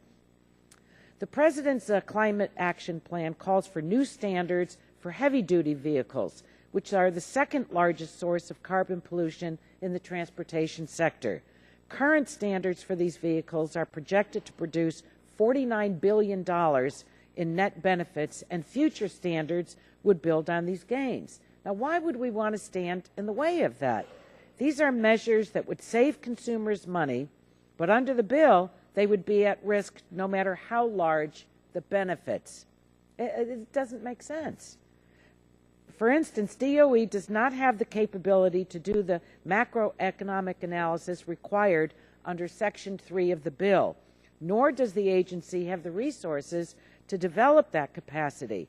If DOE is unable to conduct the economic analysis, then EPA would be legally prohibited from ever finalizing its rule. Never mind that the DOE analysis is parallel and duplicative to analyses that EPA already completes when it develops regulations. But maybe that's the underlying ideology of the bill, where you either hobble an agency so that they can't do anything, and then say that it's dysfunctional and it can't operate and that it's a bad agency. I mean, maybe that's really what should be written in the staff analysis. I'm also concerned that the bill could undermine the existing rules for light-duty vehicles. Although the bill applies only to future rules, the light-duty vehicle rule requires EPA and the DOT to conduct a midterm review by 2018 to ensure that the rules are working properly. If changes are needed then, no matter how minor, this bill could delay or obstruct the entire program. So this not only threatens the substantial consumer benefits of the rules, but undermines the certainty that automakers need to build the fuel-efficient cars of tomorrow. This bill is fundamentally flawed. I'd just like to close with the following observation. I've commuted across the country every week since I was first sworn in as a member of Congress. I wouldn't be elected unless there were Republicans that vote for me. And let me just say to you that the Republicans in my congressional district ask me every week, what's happening to the GOP? These are policies that are driving people away from you. Our country, America, I've always said, is the best idea that was ever born. It's because we're never satisfied about the progress that we've made. We want to make even more progress. I think the grand old party is working very hard to relegate itself to the dustbin of history. These are bad policies for our country, bad for consumers, and bad for the future of our country. And it really makes me very sad that in this distinguished committee that we're taking up bills that take us back to a time when we didn't know any better instead of making progress. With that, I yield back the balance. Gentlelady's time has expired. Other members wishing to speak on the amendment?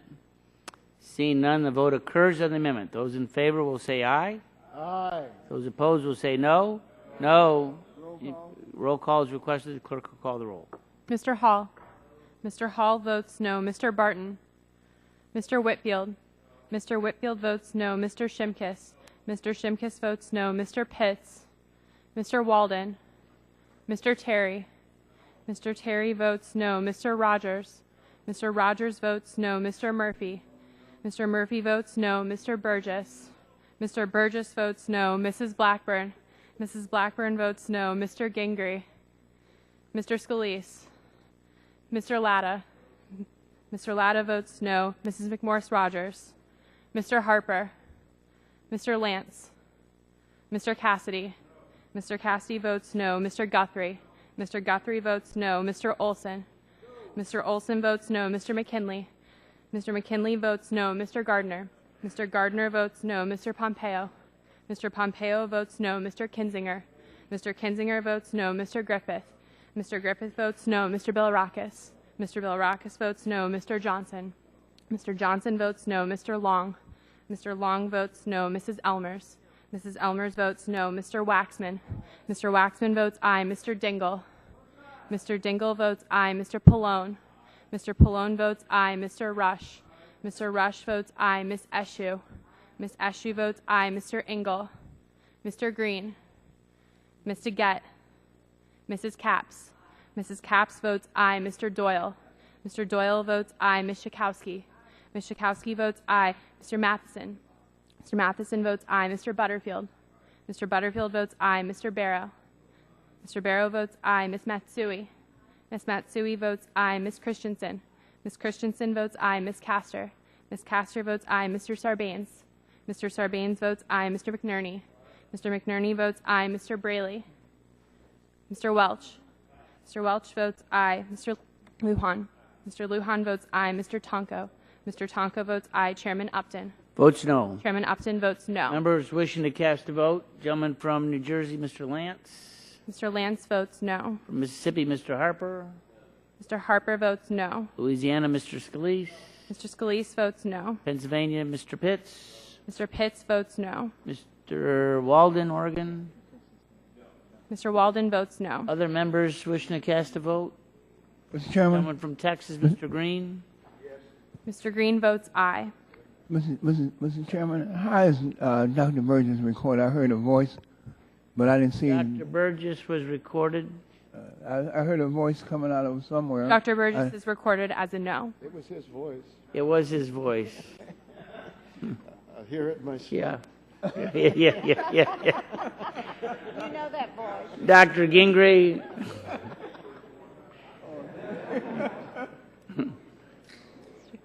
Mr. Gingrey is not recorded. Votes Mr. Gingrey no. votes no. Other members wish. Mr. Braley from Iowa. Sir Braley votes aye. Other members wishing to cast a vote? Seeing none, the clerk will report the tally.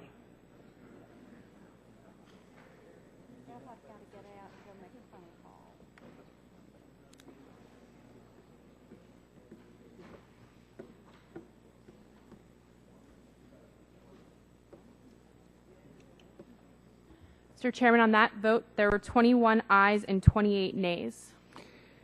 21 ayes, 28 nays. The amendment is not agreed to. Are there further amendments to the bill? Gentleman from New York, Mr. Tonko. Yes, Mr. Chair, I have an amendment at the desk. Clerk will report the title of the amendment. Amendment to the committee print of H.R. 1582, offered by Mr. Tonko of New York. The amendment will be considered as read. The staff will distribute the amendment, and the gentleman is recognized for 5 minutes in support of his amendment. Thank you, Mr. Chair. My Republican colleagues argue that this bill brings needed transparency to EPA rules. If this bill was really about transparency, I would have no problem with it. But that's not the case. This bill will block or indefinitely delay EPA rules that are critical to protecting human health, the environment, and our climate. It adds yet another duplicative layer of analysis to an already exhaustive regulatory process. The legislation bars EPA from issuing a final rule until the Department of Energy completes its duplicative analysis of this rule, and if applicable, makes its subjective determination as to whether the rule would cause significant adverse effects to the economy. The bill sets no deadline for DOE to complete this study or to make its determination. This appears to eliminate any statutory or judicial deadlines for the issuance of rules. This bill would likely result in the indefinite delay of critical EPA rules, and the bill allows the Secretary of Energy to block the EPA rule for good. These delays and vetoes would have real-life, tangible impacts on human health and the environment in our United States. Let's look at a couple examples of the types of rules that would be covered by this bill. If this bill had been law, EPA could have been delayed or blocked from finalizing the mercury and air toxics standards, which set emissions limits for new coal and oil-fired power plants for mercury and other toxic air pollutants. EPA estimates that these new standards will save up to 11,000 lives, prevent 130,000 asthma attacks, and avert 540,000 missed work or sick days each year. In addition, it would reduce children's exposure to mercury, which is a powerful neurological toxin that is retained in our bodies and can cause developmental delays and loss of IQ. This bill would certainly apply to EPA's recently proposed Tier 3 vehicle emissions and fuel standards program. More than 150 million Americans still breathe unhealthy levels of air pollution. Motor vehicles are a significant source of this pollution, especially in our urban areas. EPA has proposed to lower the permissible sulfur content of gasoline, which would allow vehicles to operate more efficiently and pollute less. EPA estimates that this rule would prevent 22,000 asthma attacks, 2,400 premature deaths, and some 1.8 million lost school days, work days, and restricted activity days each year. These are human health benefits that could be further delayed or perhaps permanently lost if this bill were to take effect. The EPA rules potentially blocked by this bill are especially important for the most vulnerable amongst us, our babies, our kids, and our seniors. My amendment simply states that this bill does not apply to EPA rules that would reduce the incidence of cancer, premature death, asthma attacks, or respiratory disease in children. If my amendment passes, EPA's rules will still receive extensive examination and review. They will be subject to a robust interagency process. They'll have to withstand all applicable notice and comment requirements. The Office of Information and Regulatory Affairs will review their rules and their adherence to all requirements of law and regulatory policy, and they'll be analyzed with state-of-the-art economic tools pursuant to executive order. After this exhaustive process, I would hope that we could all agree that children shouldn't have to wait for the Secretary of Energy to complete a redundant economic analysis to be able to breathe clean air or play outside without being exposed to cancer-causing pollutants. Failure to issue regulations not only jeopardizes human health and our environment, it can harm the economy. This legislation fails to recognize that fact. Perhaps if the agencies overseeing our financial system had issued a few more rules, the banking system would have not required an extensive bailout, and we wouldn't be struggling to recover from a self-inflicted economic wound that cost us billions. My amendment will make it clear that EPA can continue to issue rules that protect children's health, as the Clean Air Act empowers the agency to do.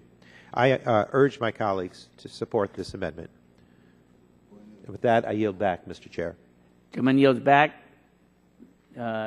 Chair would recognize the gentleman from Kentucky, Mr. Whitfield. Thank you. Thank you, Mr. Chairman, and I seek recognition to oppose the gentleman's amendment.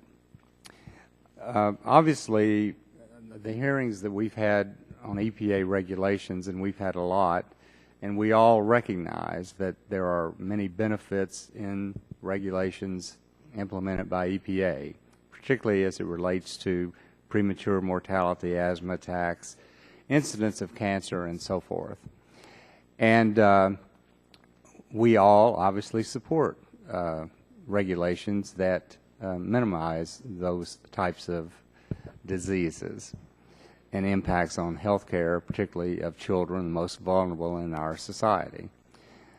But having said that, I do oppose the amendment because the legislation introduced by Mr. Cassidy simply says that the Department of Energy, working with Secretary of Commerce, Secretary of Labor, Small Business Administration, after the initial report, will determine what the impact of that regulation will be on the overall economy, the impact on consumer prices, the impact on jobs.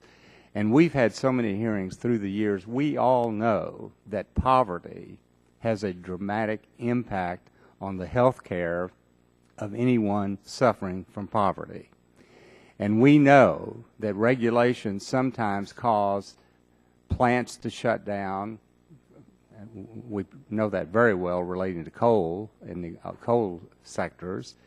And when you go to the communities where they rely on certain activity, economic activity that is impacted by these regulations, and people lose their jobs, people lose their health care, people lose the ability to provide money for their children to be educated, they suffer as well. And the thing that is so disappointing is that time after time after time, when EPA comes to testify, they say we never consider the impact on the families of the people who lose the jobs. We never consider the impact of the health care that they lose, the health insurance that they lose, and the impact that that will have on them. So all this legislation does is it gives another opportunity to explore in more detail the impact on the families of those people who lose their jobs. It's not an either or, but it's a let's look at it in the balance. Let's look at the benefits that the EPA has set out, but let's also consider the economic impacts and the impact that that has on health care as well as other things. And so we're not directing the Department of Energy Secretary to do anything except if he determines with the other members of the Obama administration that that particular regulation affecting a cost of at least $1 billion will have more of a detrimental impact than will be a benefit, then we want to take some action on it. So with that, I would yield back the balance of my time and respectfully request that members would oppose the Tonko amendment. Thank you. Gentleman yields back. Chair would recognize the gentleman from California. Thank you, Mr. Chairman. I really want to think through that argument that was just made to us. In effect, the gentleman from Kentucky is arguing that if somebody in the coal area loses his or her job, their children might become poor. And if they become poor, that could adversely affect their health. Therefore, we're not going to let an EPA regulation to protect children elsewhere, and maybe even in Kentucky, from being protected from pollutants that cause children diseases like asthma and cancer and everything else. Now, that's a very strange ethical balancing, because we're saying that the potential life of a child in a family that has a job that may be adversely affected by a regulation should take precedent than children who are already poor. Now, poverty, of course, isn't the only thing at stake here. Even kids from middle-class families have asthma. Even kids from wealthy families can get cancer from exposure to air pollutants, especially toxic air pollutants. So who's going to do this ethical weighing? Well, one could say maybe what EPA proposes will make a lot of sense, and we'll want that regulation. But it can't go into effect until we have a very long process of DOE doing the analysis. And DOE presumably is going to do an analysis speculating on the impact of families in the coal area if coal is adversely affected. But wait a second, what if coal is not adversely affected? What if the regulation simply requires the coal people to use some retrofit equipment, use some anti-pollution devices, which, by the way, will give jobs to families who produce those anti-pollution devices? I think we ought to factor that in because the kids from those families will be benefited, presumably. So I just really ask you to think through the ethics of this. I know you represent, I know the chairman of the subcommittee, I speak to the chairman. Mr. Chairman, I know the chairman of the subcommittee is concerned about his constituents in the coal industry. I'm sure people in Congress were very concerned about the people they made horse and buggies. I know that people in the Congress didn't want slavery eliminated because it was the basis of their economic foundation. But that is not should not be what guides us on national and ethical policy.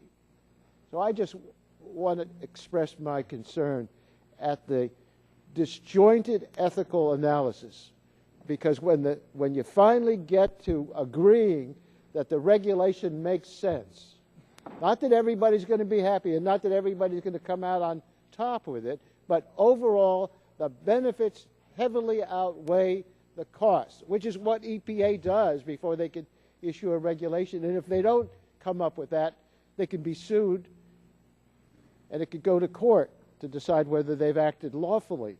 And there is OMB that has to review what the agency at EPA decides.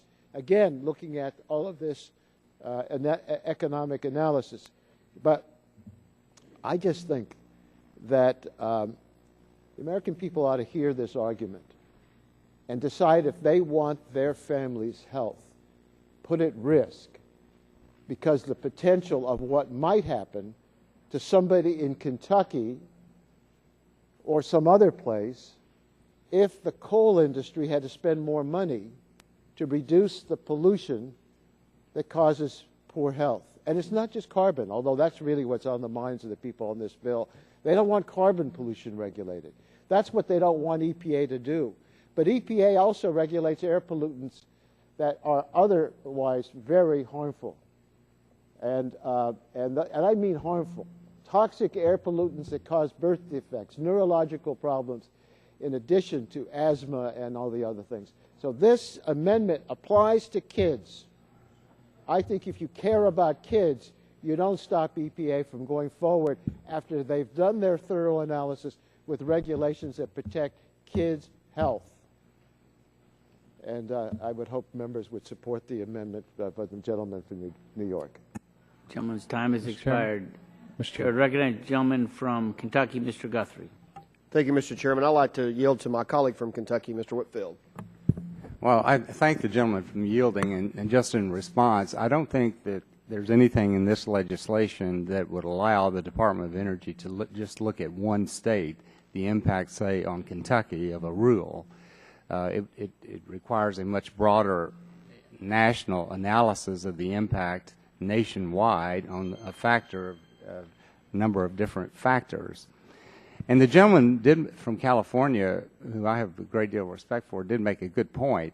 Some of these regulations do require coal plants to put in additional equipment, and that creates some jobs, and that's very good. But what about those regulations of which there are some, of which the technology is simply not available commercially to meet the emission standard? What about in that situation where it's not available? there's no way it can be done. And what about the impact that that has on people who lose their jobs and their health care and their education opportunities? So that's really all that this is about. And I would yield. Would the gentleman mind yielding to Mr. Cassidy? Thank you. Yeah, a couple things. This argument seems very duplicative. We seem to be going around and about on this time after time. First, let's just say it doesn't have to be a long time that it takes. Texas DEQ came back on that formaldehyde, which granted was not energy, but it shows that it can be done in a very complicated, untransparent methodology and figured it out within several months. And it's kind of a specious argument that we're going to somehow sacrifice the health of children, because clearly the DOE secretary has the ability to consider the benefits. That was the Barton Amendment. And as regards the transparency, I'll say once more, there is concern that EPA overstates benefits, and that is concern that came from testimony from public health physicians and other officials before this. And by the way, it is not just the coal industry which is affected. It is any energy-intensive enterprise. Now, it may be in Santa Monica, beautiful beach. I'm very familiar with the area. It doesn't have blue-collar workers. But our problem with employment right now is blue-collar workers. Not just mining, but manufacturing and construction. And manufacturing, if it's a steel plant, if it is energy-intensive of some other sort, requires energy. So we may think, oh my gosh, all we're doing is affecting the people of Kentucky. That doesn't matter to us. But we're also affecting auto workers and steel makers.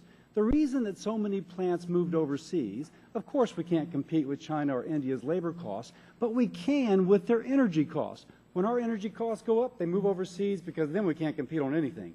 When our energy costs are down, then they come back. We're seeing a renaissance of energy-intensive enterprise, which is to say jobs for families who are blue-collar and otherwise underemployed. Now, I will say, one of the benefits of this is for those families to allow them to go back to work, good jobs, good benefits, and that does improve a family's health. With that, I yield back. Will the gentleman yield to me? Thank you very much for yielding. Look, EPA regulates and does an analysis, and they look at the benefits and they look at the costs. And if the benefits outweigh the costs, they go forward with their regulations, subject to OMB review, subject sometimes to court review. But what we're really talking about is carbon.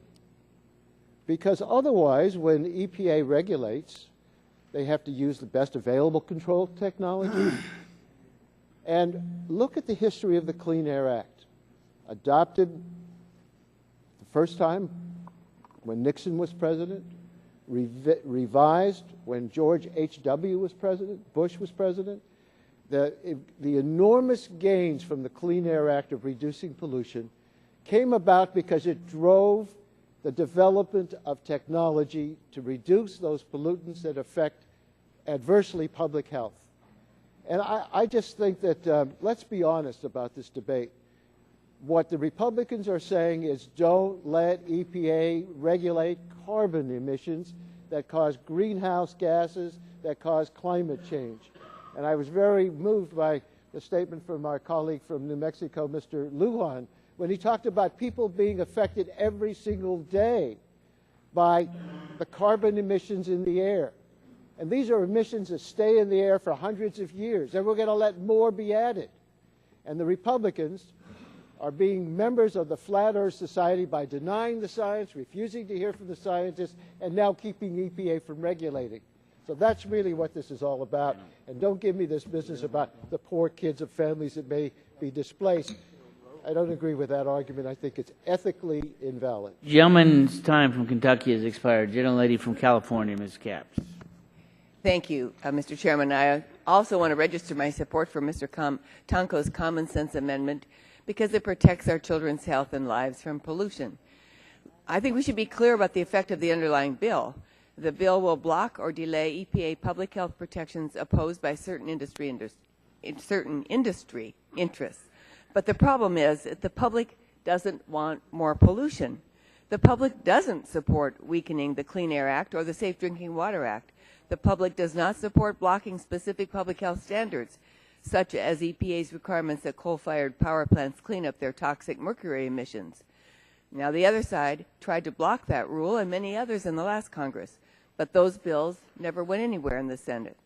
Yet certain industry interests still want to block EPA regulations, so the majority is trying another slightly subtler approach here. This bill creates new hurdles for EPA to jump over in order to clean up air pollution, and it makes an end run around most of the environmental laws administered by the EPA. For many important rules under the Clean Air Act and other statutes, if the Department of Energy isn't able to complete the analysis required by this bill, the rules will not be able to be finalized. That's just a slow death. And the DOE has little expertise and no resources to do this macroeconomic analysis, so the prospects do become bleak. For example, the Tier 3 regulations to clean up gasoline will prevent an estimated 22,000 asthma attacks per year. Those regulations will avoid almost 2 million lost work days and school days due to illness. They will prevent premature deaths from heart attacks and strokes triggered by air pollution.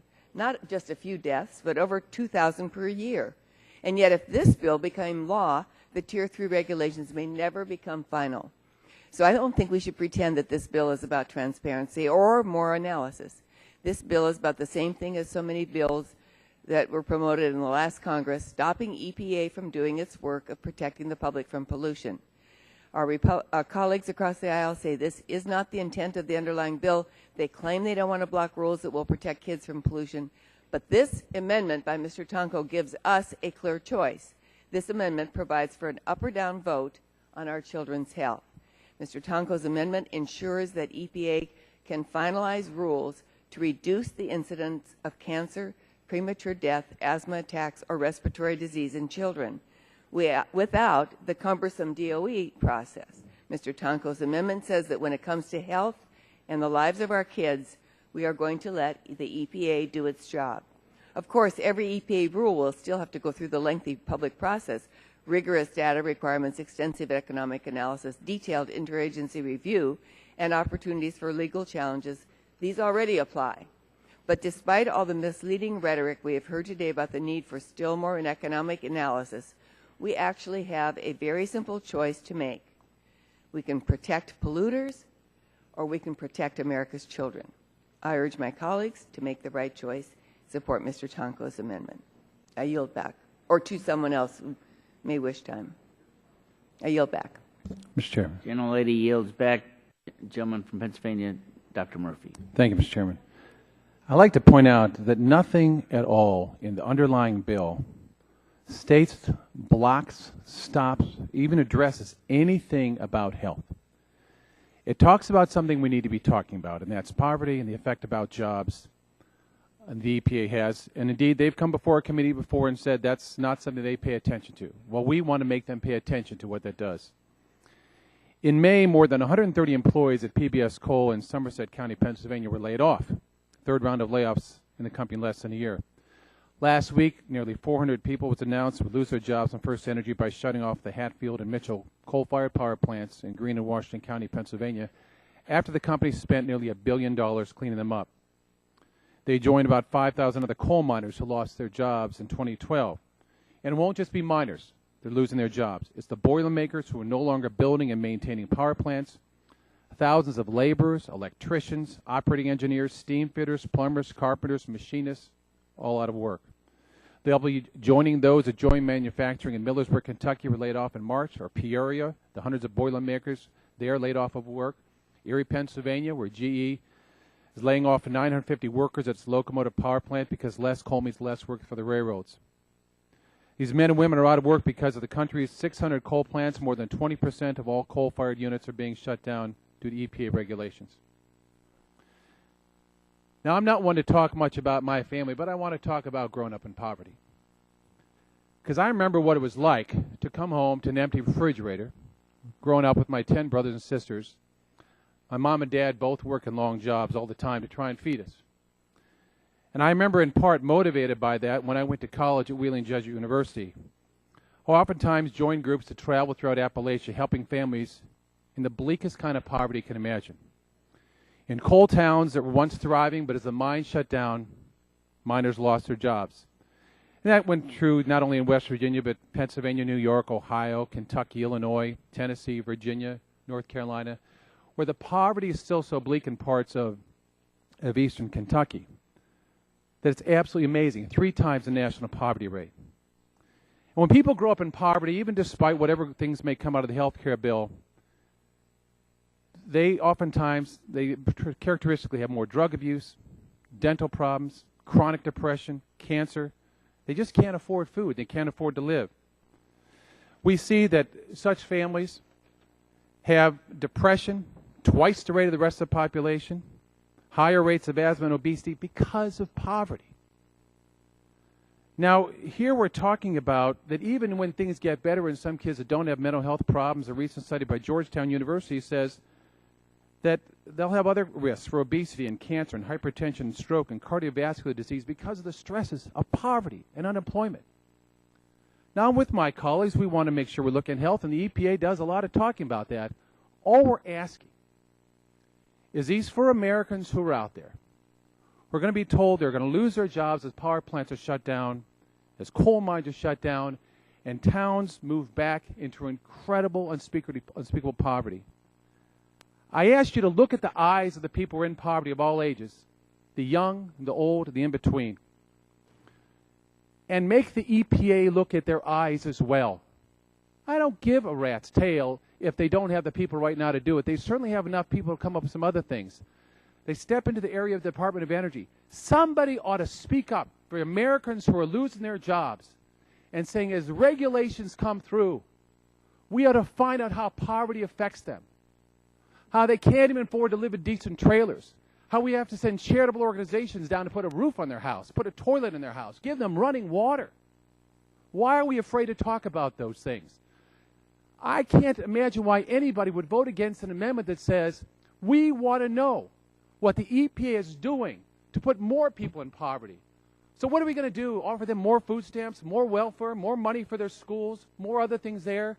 Why not give people the decency of a job and say that when we come up with these regulations, why can't we talk about the effect this has upon jobs, the effect this has upon families, the effect this has upon the future of children, and the struggles they have, and the hopelessness that they have, and the depression they face, and the worries that they have.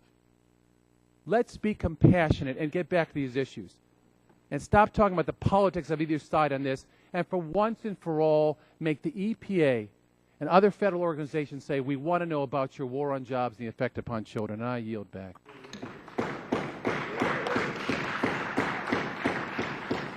Gentleman yields back. Chair would recognize the gentleman from New Mexico. Mr. Chairman, if the committee would indulge you, I'm going to share a very personal story, and one that I hope doesn't get too emotional. We talk about the impact of this and what Congressman Tonko's legislation would do to look at rules that would result in reduced incidence of cancer, premature mortality, asthma attacks, respiratory disease in children. My father growing up was an iron worker. My dad had all the pride in the world. He got up early in the morning. We had an old beat-up pickup truck. Sometimes it would start, sometimes it wouldn't. Sometimes Dad had to thumb his way to work. Fortunately, he had brothers that worked with him in his trade that would give him a ride and pick him up and take him to work. Mom would pack him his lunch, and, we didn't have much growing up, but Dad always found a way to leave a piece of that tortilla, half of that apple, whatever it was in that lunchbox, and whichever one of his 4 kids would meet him at the driveway when he got home, he'd share that with them. It was a big treat. My father died from lung cancer December 18th of this last year. And so when we say legislation doesn't matter, or to adopt legislation that's going to save someone's life, it doesn't matter, come look at my mom in her eyes and tell her it doesn't matter. My father's grandchildren and great-grandson, tell him and them it doesn't matter.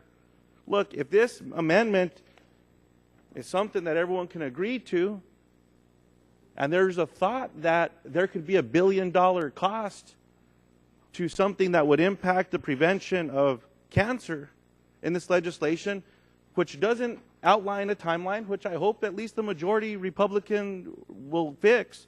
It doesn't say $1 billion over a year, $1 billion over 10 years, $1 billion over 100 years, $1 billion over 1,000 years. Why wouldn't we do that? And look, Dad's exposure came through him working at a national lab. But the next step with this is to connect it with how the Occupational Safety and Hazard Association or organization works from a safety perspective with the Act, with the EPA, to enforce these, to make sure that these things that we're breathing in aren't going to kill our families. Furthermore, those individuals around the Navajo Nation, this study that came out from them in 2008 cost more than $1 billion.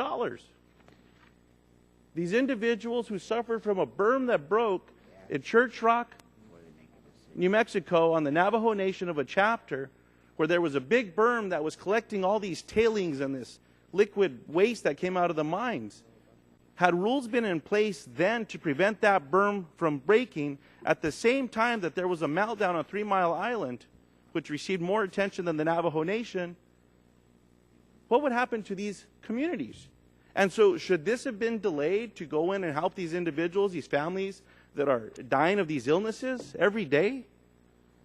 These communities that have been devastated, what company is going to move in where contamination ran through nuclear and uranium contamination ran through a river from New Mexico to Arizona? Who's going to move in there? And who's going to clean it up? The federal government sure hasn't been keeping track with this. So all I'm saying is, I know that this conversation is emotional, and it should be.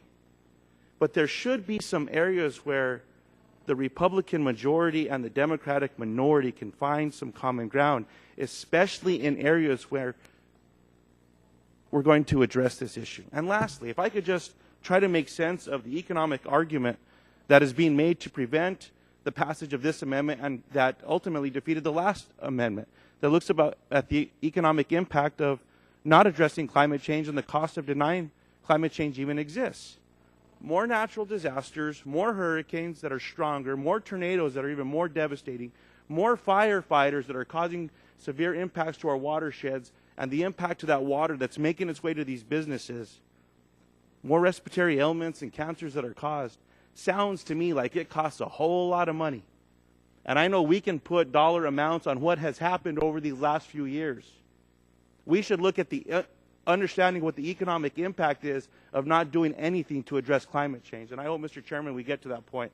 Thank you, and I yield back. Gentleman yields back. Other members wishing to speak? Seeing none, the vote occurs on the amendment. Those in favor of the Tonko amendment will say aye. Aye. Those opposed say no. No. Opinion of the chair, the noes have it. The noes have it. The amendment is not. Mr. Chair, I call for a recorded vote, please. Roll call vote is requested. The clerk will call the roll.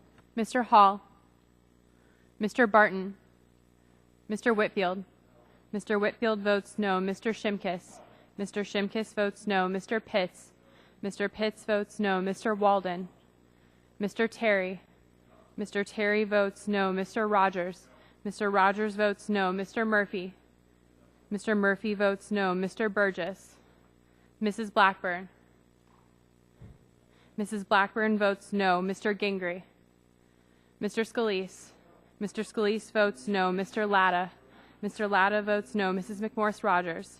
Mr. Harper. Mr. Harper votes no. Mr. Lance. Mr. Lance votes no. Mr. Cassidy.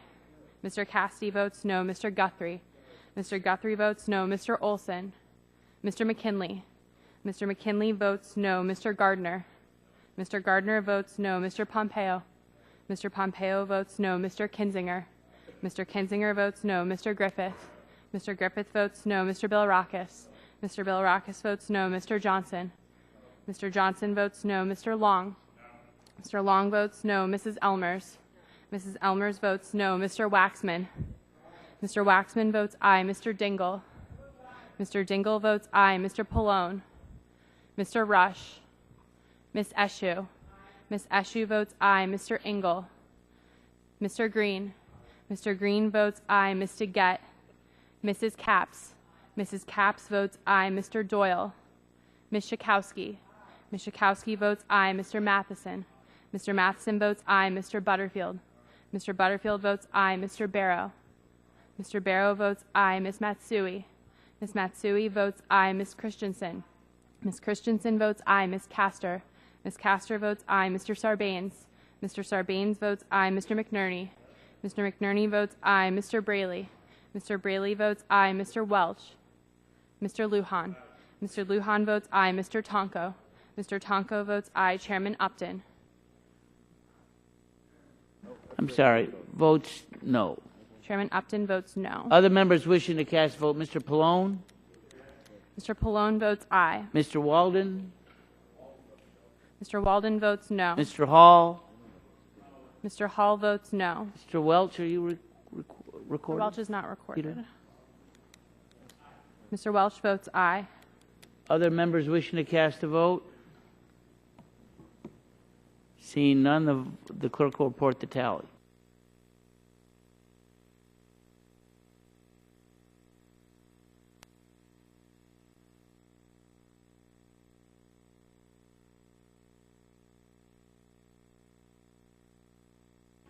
Mr. Chairman, on that vote, there were 19 ayes and 25 nays. 19 ayes, 25 nays. The amendment is not agreed to. Are there further amendments to the bill? Seeing none, the question now occurs on favorably reporting H.R. 1582 as amended to the House. All those in favor will say aye. Aye. Those opposed say no. Opinion of the chair, the ayes have it. The ayes have it. The bill is agreed to.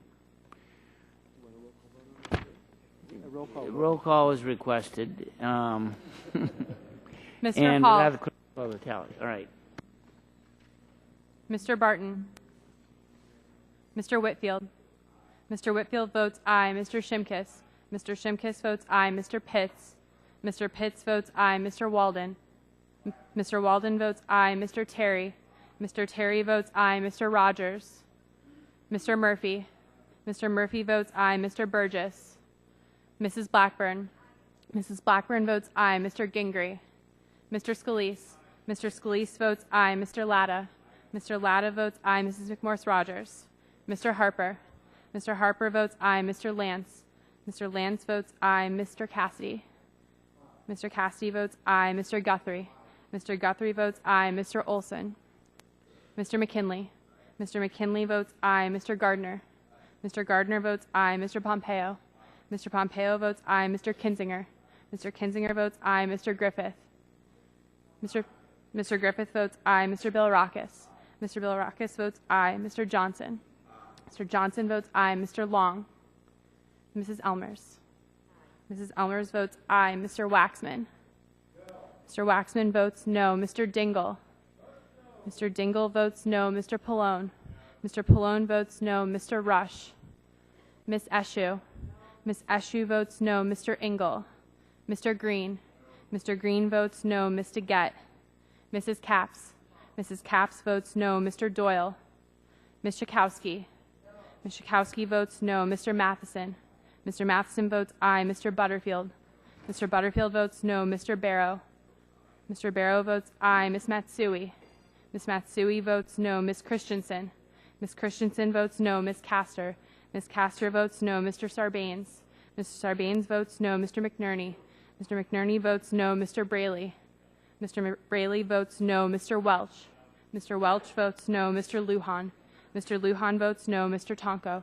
Mr. Tonko votes no. Chairman Upton. Votes aye. Chairman Upton votes aye. Other members wishing to cast a vote? Mr. Hall. Mr. Hall votes aye. Anyone else? Mr. Rush. Mr. Rush votes no. Any other members wishing to cast a vote? Mr. Shipkiss, are you voted? The clerk will report the tally. Seeing none.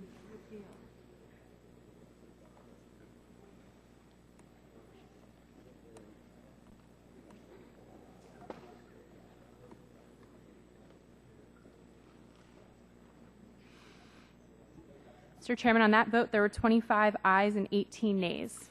25 ayes, 18 nays. The bill as amended is approved. H.R. 1582 is favorably reported.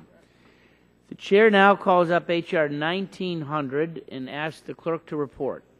H.R. 1900, to provide for the timely consideration of all licenses, permits, and approvals required under federal law with respect to the siting, construction, expansion, or operation of any natural gas pipeline projects. Without objection, the first reading of the bill is dispensed with, and the bill will be open for amendment at any point. So ordered. The chair now recognizes Mr. Pompeo for the purpose of offering an amendment in the nature of a substitute. Thank you, Mr. Chairman. I do have an amendment at the desk. And the clerk will report the amendment. Amendment in the nature of a substitute to H.R. 1900, offered by Mr. Pompeo of Kansas. And without objection, the reading of the amendment is dispensed with. The gentleman is recognized for 5 minutes in support of his amendment. Thank you, Mr. Chairman. As I said in the subcommittee hearing and indeed in the markup last week, this legislation, H.R. 1900, is a common-sense approach at providing certainty for natural gas pipeline developers. And even more importantly than the developers themselves, this legislation ultimately helps alleviate the increasingly prevalent natural gas pipeline capacity issue that's plaguing parts of the country, especially the Northeast. Ultimately, though, this is a pro-consumer piece of legislation. It will provide lower energy costs for consumers all across America by providing the infrastructure we need to get energy to where the demand centers are and where working families need that energy. One of the benefits of having the legislative hearing and the subcommittee markup is that we got a chance to hear again from some of the stakeholders with different ideas and suggestions. As a result of that, I'm offering this amendment in the nature of a substitute that incorporates many of the suggestions from folks who testified, as well as folks on the other side of the auditorium here today. First, it does three things, really. First, the substitute amendment applies this legislation only to projects that go through the FERC pre-filing process. That's an extensive review beginning up to 8 months before applications are even filed with the commissions. We learned from FERC and other witnesses that the pre-filing process is a successful process that keeps all stakeholders, including state, local, and federal agencies, as well as property owners, informed and involved with the project from the very beginning. It also allows pipeline developers to incorporate additional environmental mitigation measures into their process as they move through application and ultimately construction. Second, as a result of the testimony of Commissioner Moeller, we learned about his concern with FERC's 12-month shot clock and when it would start. As originally drafted, the shot clock began right after public notice. After hearing his concerns that were shared by some on this committee, specifically the timeline that Mr. Moeller said that the timeline was achievable if we made this modification, we changed the start time to when FERC actually receives a completed application that is ready to go as defined by current regulation. And then finally, the third substitute provision maintains the statutory requirement that the permit will go into effect absent agency action, but makes some small changes to that process as well. It requires agencies, when seeking a 30-day extension to the 90-day deadline, to certify that they're unable to complete their work and be forced to deny the permit as a result of that time period. This was something that folks on the other side were concerned about. So now, as a result of these changes from pre-filing to final permit reviews, the substitute puts in place a process that lasts over 2 years. That include 8 months of a pre-filing process, 12 months for the FERC certificate, 90 days for the agency to take final action, 30 days for an extension in the event the agency says they need more time, and then 30 days after the permit goes into effect for agencies to add additional terms and conditions. I can't see how anyone could think that over 2 years is not moving fast enough, or they're putting an undue burden on agencies to complete their task along that timeline. We've tried hard. I worked with folks over the last few days to try and accommodate all their concerns, and we've tried to put together a truly bipartisan bill and a common-sense update to the gas pipeline permitting process. I urge all members to support this substitute amendment, and I yield back. Gentleman yields back. Are there amendments to the substitute? The gentleman from California. Strike the last word. Gentleman strikes the last word. Okay. Mr. Chairman, there's an irony that this bill should be offered following the last one that was just passed, because the last one said we don't want to trust EPA as an agency to make decisions. We want those decisions reviewed by the DOE. But this amendment says that FERC can stand in the place of all the other agencies that would have to do a review in their area of specialization. For example, the Bureau of Land Management would look at rights-of-way through federal lands for a project that FERC, let's say, wants to agree to. But this amendment says, no, FERC can have that power, not the BLM. BLM can advise them, but FERC is now going to make that decision. FERC will be figuring out water discharge limits. FERC will be determining which technology should be employed to reduce air pollution emissions. Not EPA, but FERC. FERC will be issuing permits to protect wetlands and even bald eagles. These are jobs that FERC doesn't have the expertise or the resources to carry out, but we're going to let FERC do it. Looks like FERC has a lot of goodwill on this committee if we agree to this bill. But we don't really trust FERC that much either, because the underlying bill says after FERC has completed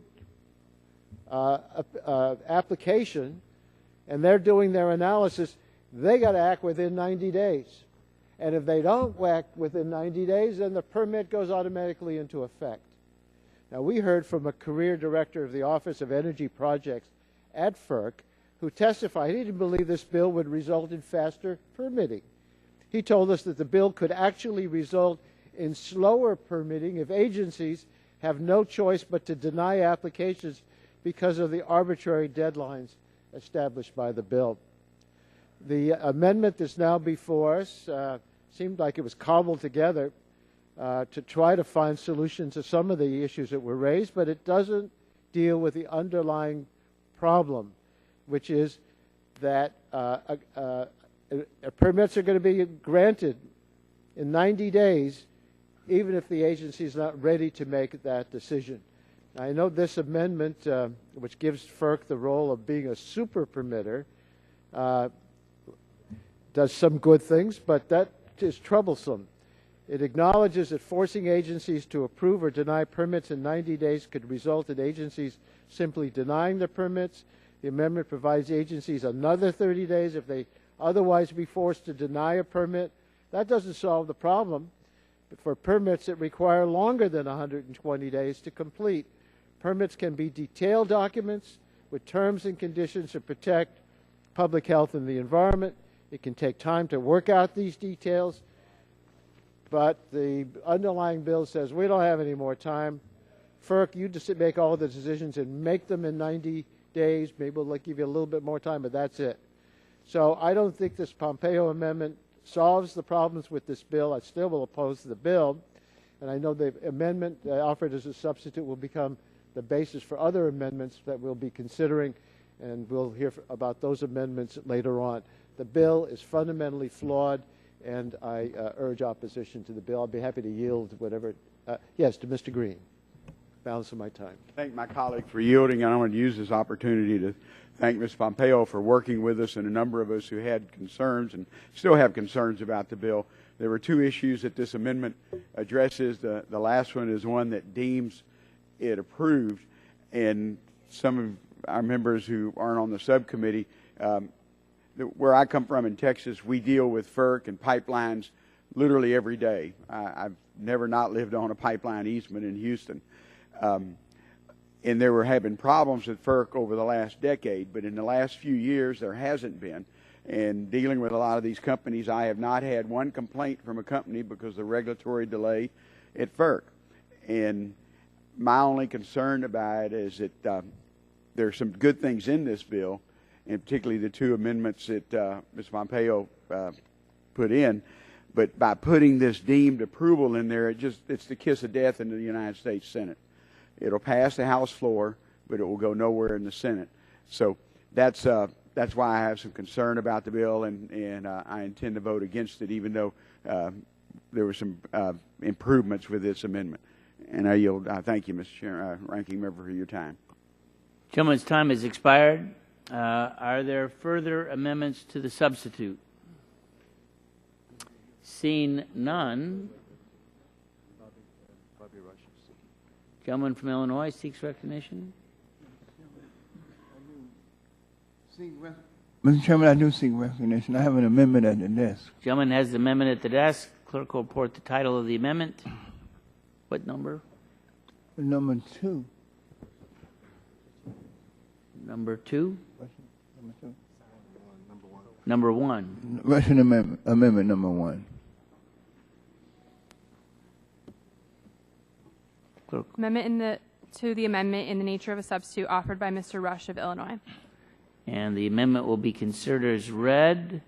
The staff will distribute the amendment, and the gentleman is recognized for 5 minutes. Before he starts, let's just make sure this is the right amendment. Just come on up and we'll make sure. Is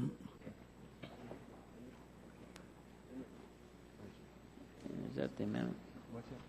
Is that it? Oh, I do. Yeah? Is that it? Okay. Mr. Chairman, this is the correct amendment. Mr. Chairman, I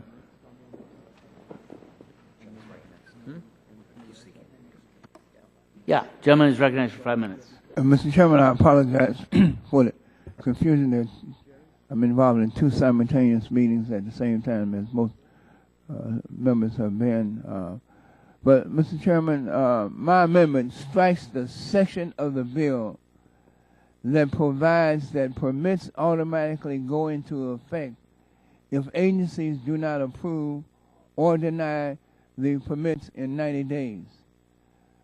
At the hearing last week, Mr. Chairman, no one could explain how this provision will work, as these permits aren't yes or no decisions. These permits can be detailed documents that need to be written by the agencies, and it doesn't make any sense to mandate that an unwritten permit will automatically take effect. Mr. Chairman, we received technical comments from some of the agencies whose permitting processes would be affected by this provision. And here's what the agencies responsible for implementing these laws told us. The Army Corps of Engineers stated, and I quote, "This legislation could allow certain activities to proceed despite potential adverse and significant impacts to aquatic resources and without appropriate compensatory mitigation," end of quote. The EPA stated, again a quote, "It will severely limit states' ability to ensure that discharges comply with water quality standards," end of quote. The EPA also told the committee, another quote by the EPA, "This requirement could potentially result in sources receiving an inadequate permit or permit that does not assure compliance with the Clean Air Act," end of quote. The Bureau of Land Management and the Fish and Wildlife Service raised similar concerns. Mr. Chairman, the Pompeo Amendment seems to acknowledge that this provision would be unworkable, but it would make the provision even more problematic by apparently requiring FERC to write and issue the permits of other agencies. That will require FERC to duplicate the expertise of the EPA, the BLM, the Fish and Wildlife Service, and the Army Corps of Engineers. And Mr. Chairman, as you know just as well as we know, that is just not feasible. Even if it were feasible, it will require an amazing dedication of new personnel, new resources, to duplicate the functions of all of these federal agencies at a time when my Republican colleagues are in fact cutting funding to many of these same agencies. Mr. Chairman, attempting to transform FERC into some kind of a super permitting police agency would be a mistake. It is a bad idea that has not been thoroughly thought out. This automatic permitting provision could have serious environmental consequences, and it could result in permits being issued that are inconsistent with the requirements of the nation's environmental laws. Mr. Chairman, agencies should act expeditiously on pipeline applications, but they also need time to perform their due diligence by conducting the necessary environmental and safety reviews. They must be able to set appropriate terms and conditions to protect the environment and the public health. And clearly, the permits should meet the underlying statutory requirements.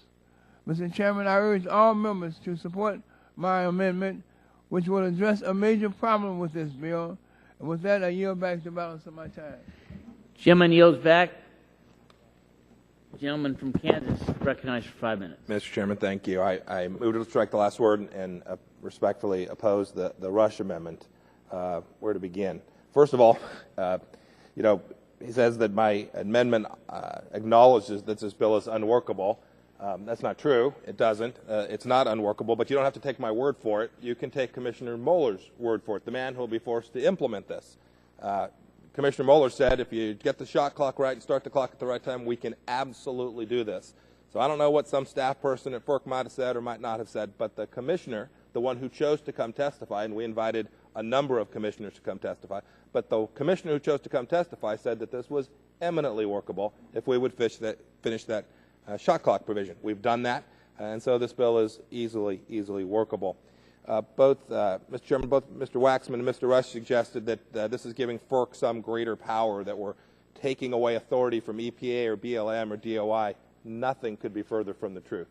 We are completely respecting those agencies. Indeed, we give FERC no authority that would have otherwise been granted to them. We haven't changed their statutory duties, obligation, rights.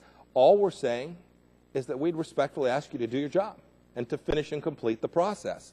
We're not taking any power away from them. If they think that a particular pipeline shouldn't be built because they've got environmental concerns, they ought to come articulate that, present that, and deny the permit.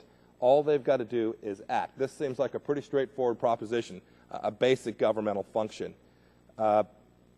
We also have heard now folks talk about letters that were submitted. We had a hearing on this, invited a number of agencies to come testify before this committee on this bill. If they had concerns about it, if they thought it was going to cause their agency problems, they were invited here to come testify. None of them chose to show up, save for one commissioner from the Federal Energy Regulatory Commission. Last thought. There's been lots of talk about how this deemed approved provision is radical or unheard of or unprecedented. But that's just simply not true. This is not the first time we've had laws written that anticipated the need for certainty in permitting our applications and granted approval if an agency did not act. There are lots of examples. I'll just read a couple of them.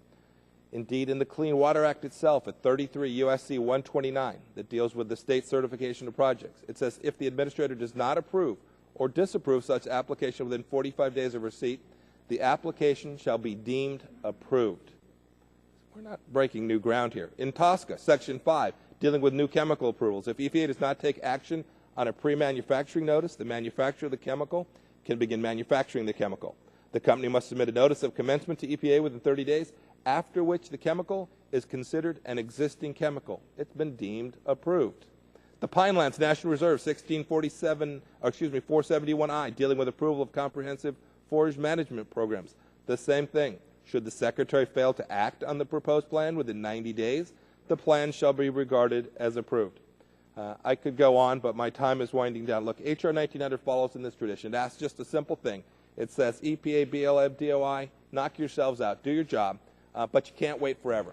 You can't leave folks who need energy, who need affordable energy, waiting for you to act. Do your job, finish the application process, make the review. And what you'll be approving is not some blank piece of paper. It's not some nothing, not some vacuum. Commissioner Moeller made very clear this is a workable bill. They know precisely what they'll be approving if these agencies don't complete their task. And for that reason, the amendment by Mr. Rush, I'd urge my colleagues to vote against it. I yield back, Mr. Chairman. The gentleman yields back. Is there further discussion on the Rush amendment? The gentleman from Michigan is recognized. Mr. Chairman. Last week, I introduced an amendment to require GAO to study what, if any, delays there have been or may be in the permitting process. The committee chose not to adopt that amendment, which was friendly. And so I'm going to be forwarding a request on that study from myself to the GAO. My good friend Mr. Barton has indicated that he will join me in signing the request, and I look forward to hearing back from him and other members who might wish to sign. The harsh fact of the matter is there's a basic rule of life, and that is if it ain't broke, don't fix it. We have found no problem here. I am not opposed to constructing natural gas pipelines. I think they should be constructed, but carefully and safely. And I would remind my colleagues when one of those things lets go, it's like an atom bomb. And there are considerably different situations with regard to whether the permitting should be permitted in different places and under different circumstances. And I would point out that Commissioner Moeller last week says that 90% of the permit applications at FERC are already approved within 12 months, and that the delays on the remaining 10% are due to complexities of the proposed projects or incomplete applications. What is he telling us? He's telling us that they then are going to either approve in haste, they're going to disapprove in haste, they're going to act without proper time to consider a significant number of applications that need to be considered in connection with the permitting process. If there is a problem here, we don't know what it is. All we know is we've got a piece of legislation before us that is going to encourage the agencies to move faster. But one of the reasons that we give the agencies time is they have to give notice to the people so that the people can make the necessary comments and can point out that there are perils here, or there are reasons why they support them, or reasons why they oppose them. This is going to constrict that notice, because that notice is defined now in the administrative procedures and in the other statutes that affect the issuance of permits of this kind, not only by the agency that issues the permits with regard to the pipeline, but also with regard to agencies that issue permits with regard to endangered species or water pollution or air pollution or other things. And those are oftentimes extremely complicated questions and require the time be given the people so that they can make the necessary comments on the peril. We had a situation where a bunch of natural gas got loose in pipelines, or rather from a treatment process in Cleveland during World War II. It cost, during that time, in those dollars, it cost $300 million to Cleveland. Just literally blew hell out of Cleveland.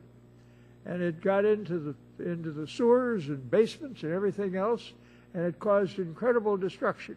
When one of these pipelines goes up, there are serious consequences.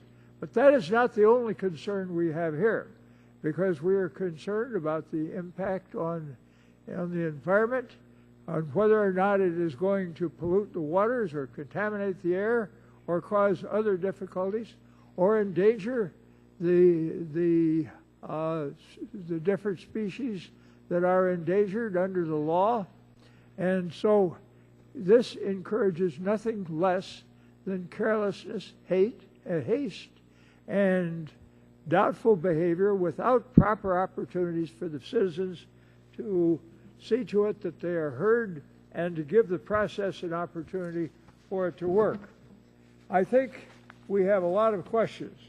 What delays have there been, and what has caused them? How do we fix identifiable delays in issuing permits? What effect appropriations and other resources have on FERC and other federal agencies that have to deal with these particular problems? We have no decent factual record here to justify enactment of this legislation or even its consideration. It may be there is something needed here to be done, but the record doesn't show it, and there's no reason to proceed on this kind of legislation. The amendment is a very helpful one, and I commend the gentleman for offering it. But when you put lipstick on a pig, you still got a pig, and the lipstick doesn't help. So I urge the adoption of the amendment and the rejection of the legislation. The gentleman's time has expired. The chair will recognize himself for 5 minutes just to make a comment about this amendment. I did want to simply point out and just clarify that during the testimony of the FERC Commissioner, Mr. Moeller, they talked about 90% of the certificates were completed within 12 months. And that is true, but that relates only to the control that FERC has. They have control of the certificate process, but they do not have any control of the other agencies, and that's one of the purposes of Mr. Pompeo's bill, is to put some time constraints on those other agencies. And so the 90% do not refer to approval of permits per se, but of the certificate in their process. And with that, I would be happy to yield to the gentleman from Illinois. Just for a minute. Thank you, Mr. Chairman. What's going on in the country right now, also in the whole pipeline debate, is that this natural gas is going to flow to places where it needs to go, whether you believe in the climate change debate and you want to have electricity, and there's a limited amount of pipelines. And so what it's doing is pushing crude oil or refined product out of these pipelines. So there's also a disruption in the transportation fuels of passenger vehicles.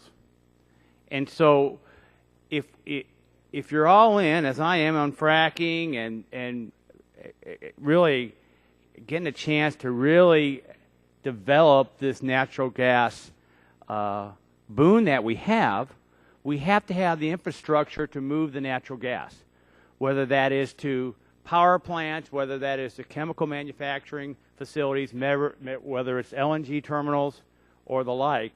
And so that's why I'm pleased to support my colleague, Mr. Pompeo, and really follow up on Chairman Whitfield's comment, is that the FERC is one thing, but there's a lot of other agencies that this whole process has to go through, and this bill is intended to get the job done, get it done right, but in a timely process so that the energy disruptions based upon transportation doesn't cause great distress to this country. And we've seen what's happening in the movement of crude oil. We want to move natural gas through trains. We want to move other things through the like.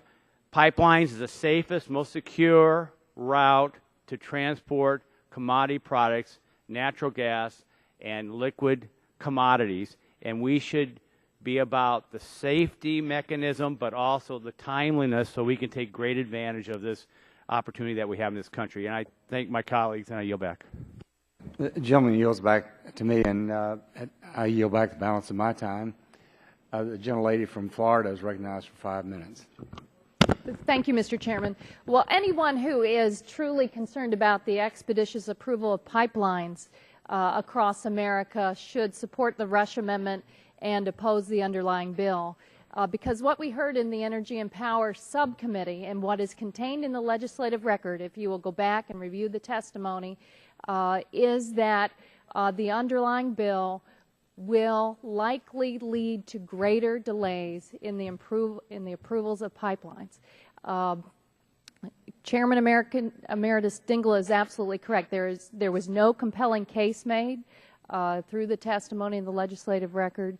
The testimony from the career director of FERC's Office of Energy Projects confirmed that the 12-month time limit may actually lead to more pipeline delays, contrary to the sponsor's stated purpose.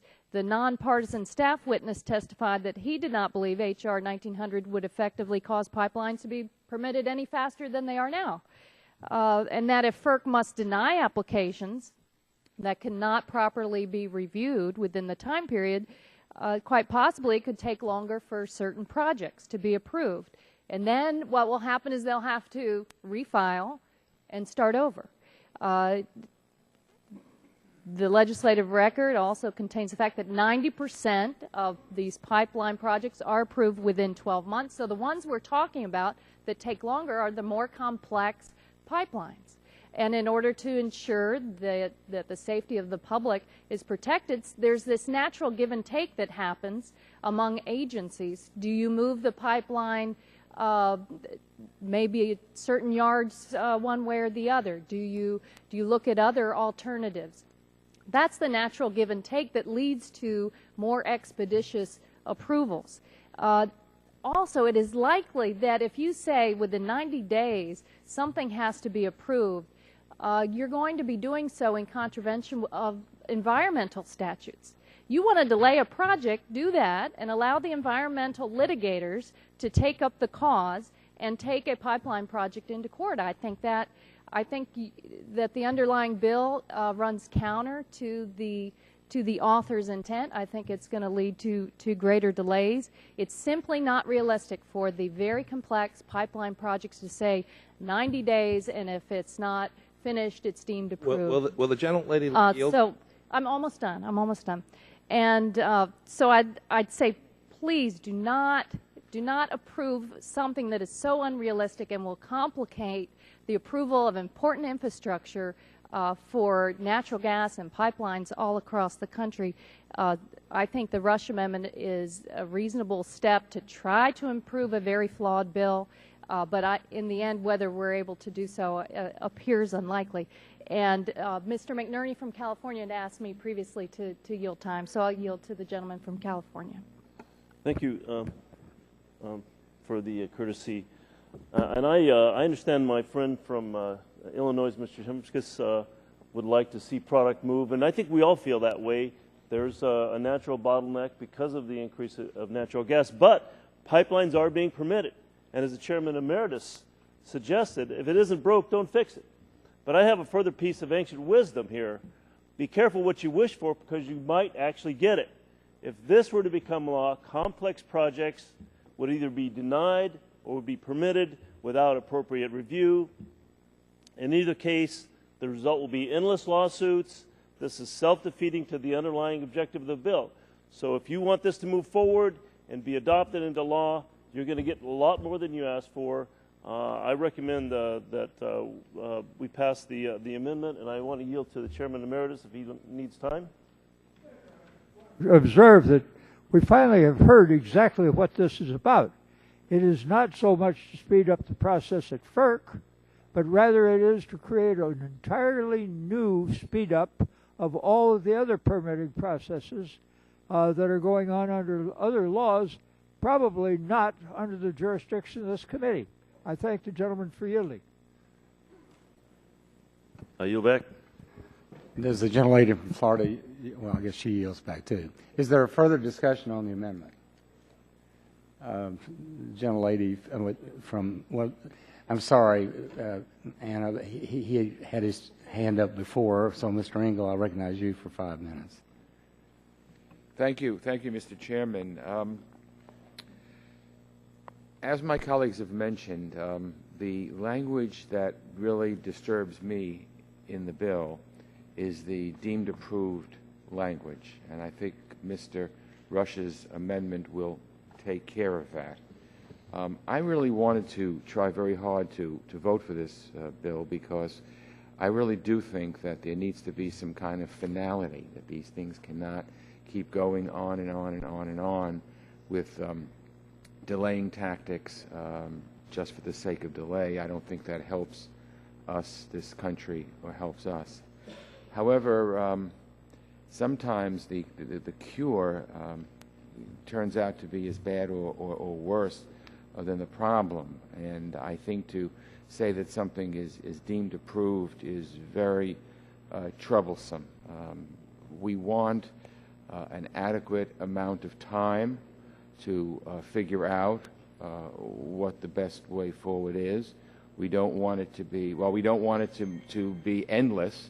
We also don't want to short circuit things that are very important, environmental and other things that need to be done. And as some of my colleagues have already said, it could even have the opposite effect, because if agencies are forced to make a yes or no decision by a certain deadline, the language could lead them to decline permits because they need more time.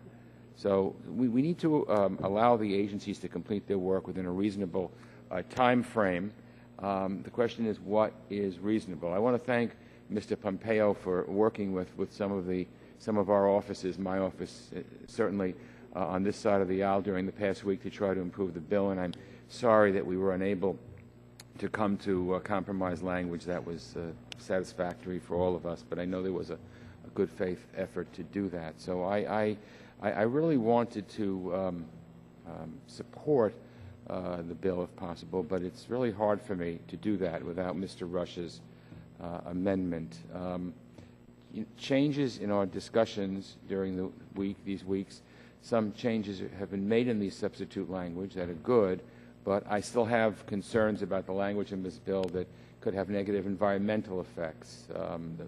The approval language, again, is a specific problem, and I understand the industry's need for finality on these projects, but it really boils down to, from my way of thinking, that it really cannot be done at the expense of proper agency review of projects. It just can't. We would be going away from one problem, I think, and creating a problem that would be even worse. So let me just say that I support Mr. Rush's amendment for all the reasons mentioned, and to Mr. Pompeo, while we were unable to reach a compromise on this language, I appreciate his trying to work with us towards compromise, and I hope that in the future we can figure out a happy median here and continue to work together. I yield back unless anyone... Did you want to yield, Ms. Escher, or do you want 5 minutes, Ms. Escher? Okay. The gentleman yields back the balance of his time. Yes, this time, Chairman, thank you. This time recognize the gentleman from Texas for 5 minutes. I thank the Chair, and as we see all over the world every day, a soldier will be helped by a sailor. I yield to Mr. Pompeo, the sponsor of the bill, as much time as he may consume. Very, very kind of a Navy guy. Just a couple quick points. So there's been some concern expressed that we got it wrong, that this legislation is going to cause problems, that the author didn't get what he intended, I think was the reference. Well, it's possible that I could have it wrong, but if I've got it wrong, so does every major natural gas organization in the country. They very much want this deadline.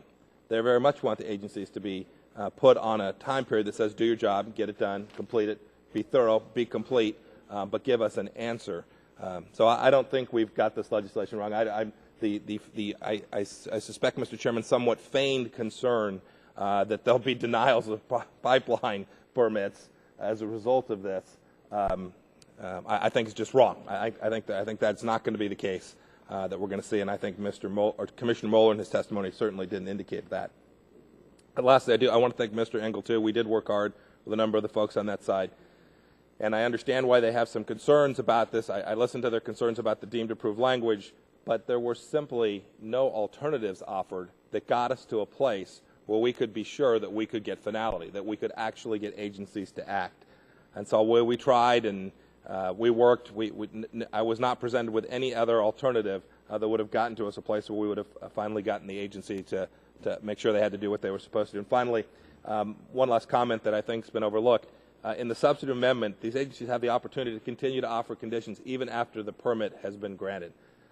And then in that same vein, that means it's not a 90-day process. I continue to hear folks talk about 90 days, 90 days, 90 days. We're talking about a 2-year-long process for all the stakeholders to have the opportunity to comment and express their concerns and improve the permit application so that we get a pipeline that fits the location which it's designed to serve.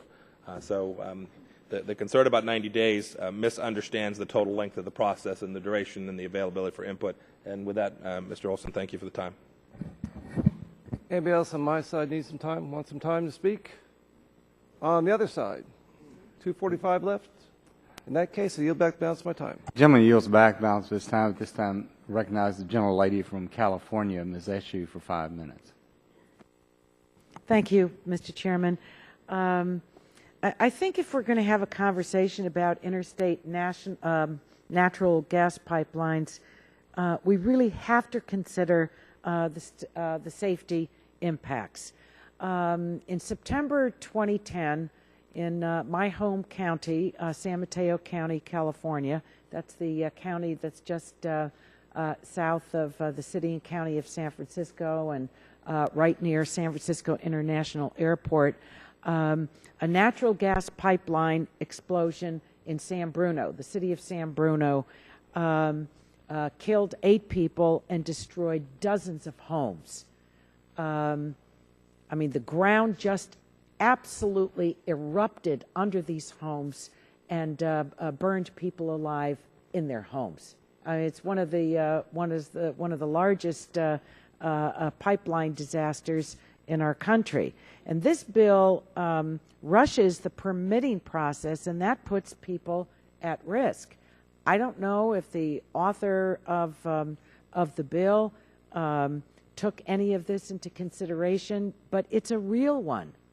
It's a real one. That community is still struggling to cope with the overwhelming disaster that took place there. Now, at the subcommittee hearing on this bill, the Pipeline Safety Trust testified that they oppose the bill. They oppose it because an important part of FERC's process is an analysis that includes engineering and safety issues. So I don't think we should be short-circuiting that process. A rigid 12-month deadline for FERC's analysis, I think, is a mistake. Most frankly, I don't think life is that tidy.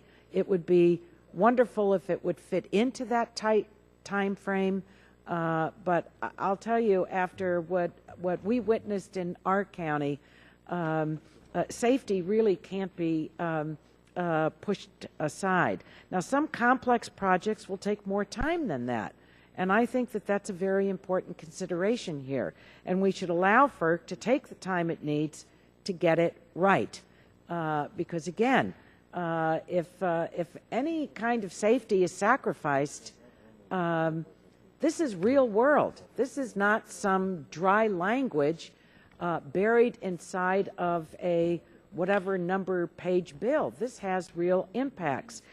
People depend on FERC and the other agencies to do a careful job to ensure that residents living near pipelines or right on top of them are protected. And that's why I really want to raise this issue of what happened in my county. It was a real disaster, a real disaster. And I would want to see this happen any place in our country, much less any place in the world. But we're talking about the United States, and this is not some rural region. This is right adjacent to San Francisco International Airport. In fact, when the explosions took place, the very early reporting was that they thought a giant airliner had crashed because it was I mean, the sounds and all of it were seemingly related to that. Instead, it's the pipes underneath those homes that just absolutely blew them sky high and the residents in them. Luckily, many of the residents were picking up their children from school, and otherwise their lives would have been taken, but they lost their homes anyway. So I want to raise this, Mr. Chairman, again, because it's a real life issue, and I don't think the legislation really, let me just put it this way. It worries me a great deal that the legislation is not sensitive to the whole issue of safety. I don't think it's covered in the underlying bill. So with that, I'll yield back the balance of my time. Thank you. Gentlelady yields back. Are there further members wishing to speak on the amendment? Seen none. The vote occurs. Gentleman from North Carolina. Thank you, Mr. Chairman. I won't take up the full 5 minutes, but Mr. Chairman, the Rush Amendment addresses a very problematic provision in this bill, and I support Mr. Rush's amendment and thank him for it.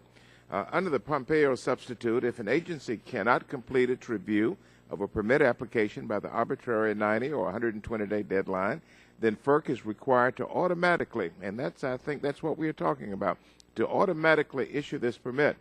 This broadly applies to the Clean Air Act, the Clean Water Act, Endangered Species Act, the Coastal Zone Management Act, and even rights of way through federal lands. These permits are detailed documents that include emission limits and technology or operating requirements and conditions to ensure the environment is protected. Agencies need to figure out all of these details and then actually draft the permits. Under the Pompeo substitute, FERC acts as a super permitting agency.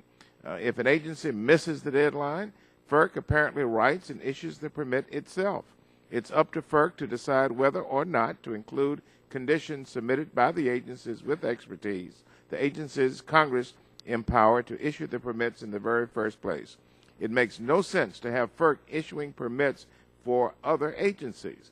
FERC doesn't have the expertise to issue BLM rights of way through federal lands or to set water pollution discharge limits. That is not a workable solution, Mr. Chairman. There are going to be real environmental and safety impacts if permits automatically go into effect without the responsible agencies completing the necessary analysis. The Army Corps of Engineers and EPA provided technical comments on the bill.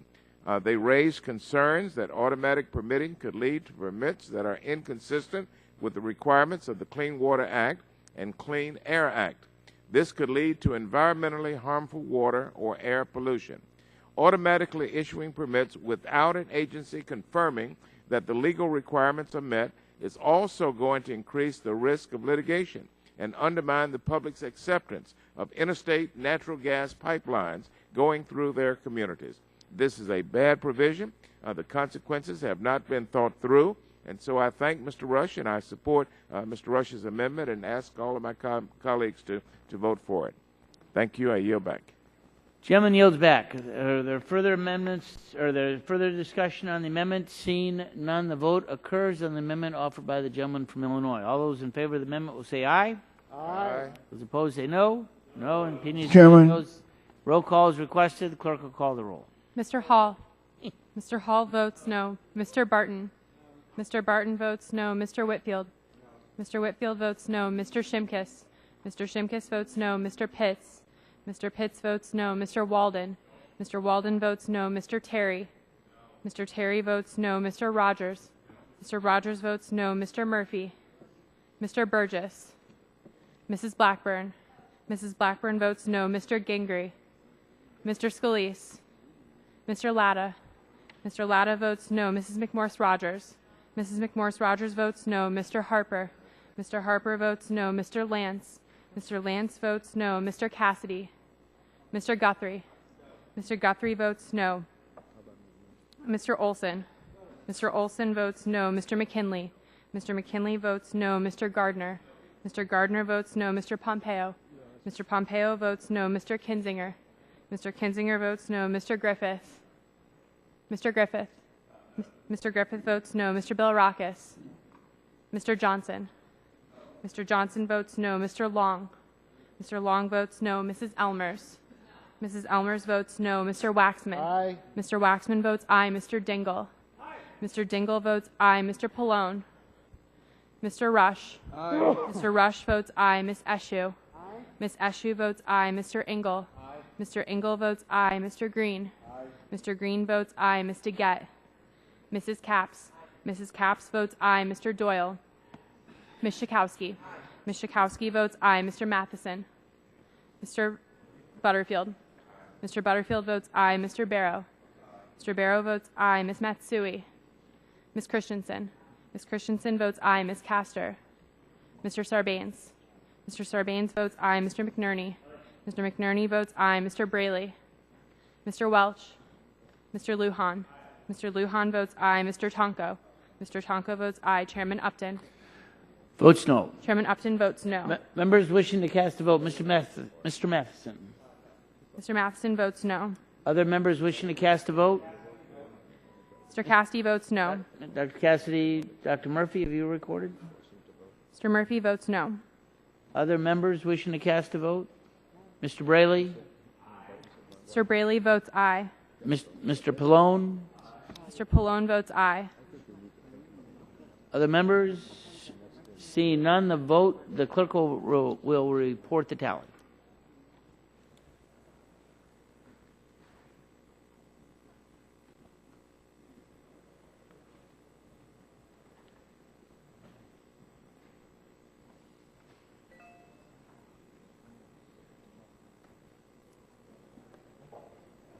Mr. Chairman, on that vote, there were 17 ayes and 27 nays. 17 ayes, 27 nays. The amendment is not agreed to. Are there further amendments to the substitute? Gentleman from California. No? You have an amendment? Yes. Gentleman from California, Mr. McNerney. I have an amendment at the desk. And the clerk will report the title of the amendment. Amendment to the amendment in the nature of a substitute offered by Mr. McNerney of California. And the amendment will be considered as read. The staff will distribute a copy of the amendment, and the gentleman is recognized for 5 minutes. Thank you, Mr. Chairman. Climate change is one of the most urgent energy challenges that we face today. The world's climate scientists have concluded that if global average temperatures increase beyond 3.6 degrees Fahrenheit, society will face serious impacts.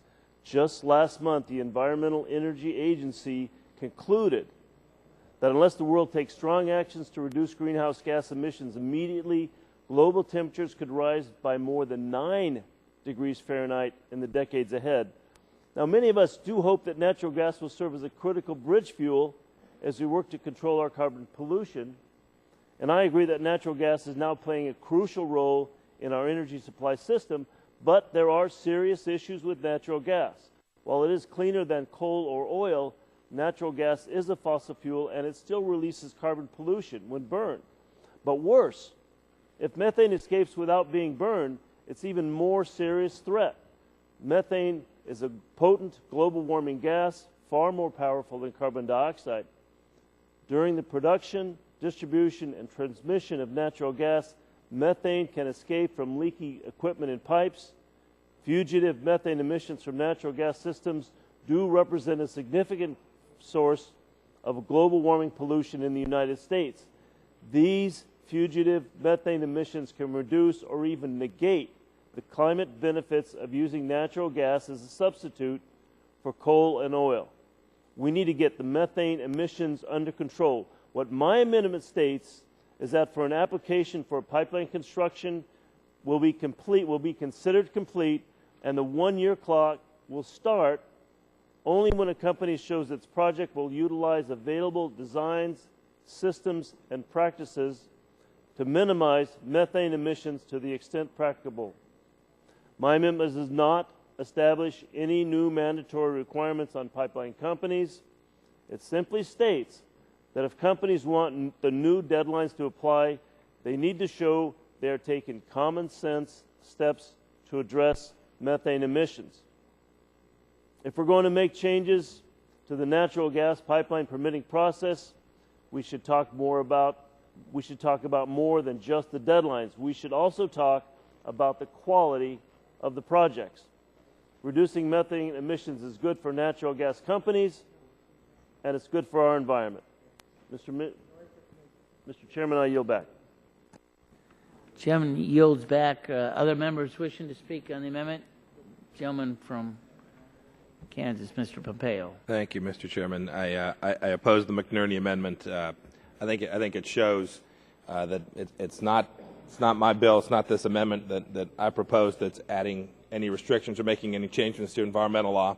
It's this amendment that's trying to do so. It's trying to put additional demands and requirements in place. And they're wholly unfounded, and frankly, I consider this amendment kind of be a red herring with respect to what I'm trying to accomplish here. I'm not trying to change any of the underlying rules or policies, just tell folks to get their act together and complete the task. But opponents don't want to confront the status quo of a regulatory process failing because it allows these pipelines to remain in limbo for years. Just have to say one last time, nothing in this bill affects any existing pipeline safety standards. It's all regulated by PHMSA, which is completely unaffected by this bill. Moreover, the NEPA analysis that every pipeline application already has to go through will include estimates for such things as the fugitive methane emissions that Mr. McNerney's amendment attempts to address. Industry also has every incentive to control these methane leaks. Escaping methane is escaping product, which means losses. There are ongoing collaborations between industry and the environmental community to study new ways to deal with this issue. With that, Mr. Chairman, I urge a no vote on the McNerney amendment and yield back the balance of my time. Gentleman yields back. Gentlelady from California. Thank you, Mr. Chairman. I wish to speak in support of Mr. McNerney's amendment. H.R. 1900 attempts to solve a problem that doesn't even exist. It seeks to speed up the approval of natural gas pipelines, even though GAO found that the Federal Energy Regulatory Commission for pipeline permitting is predictable and consistent and does get pipelines built.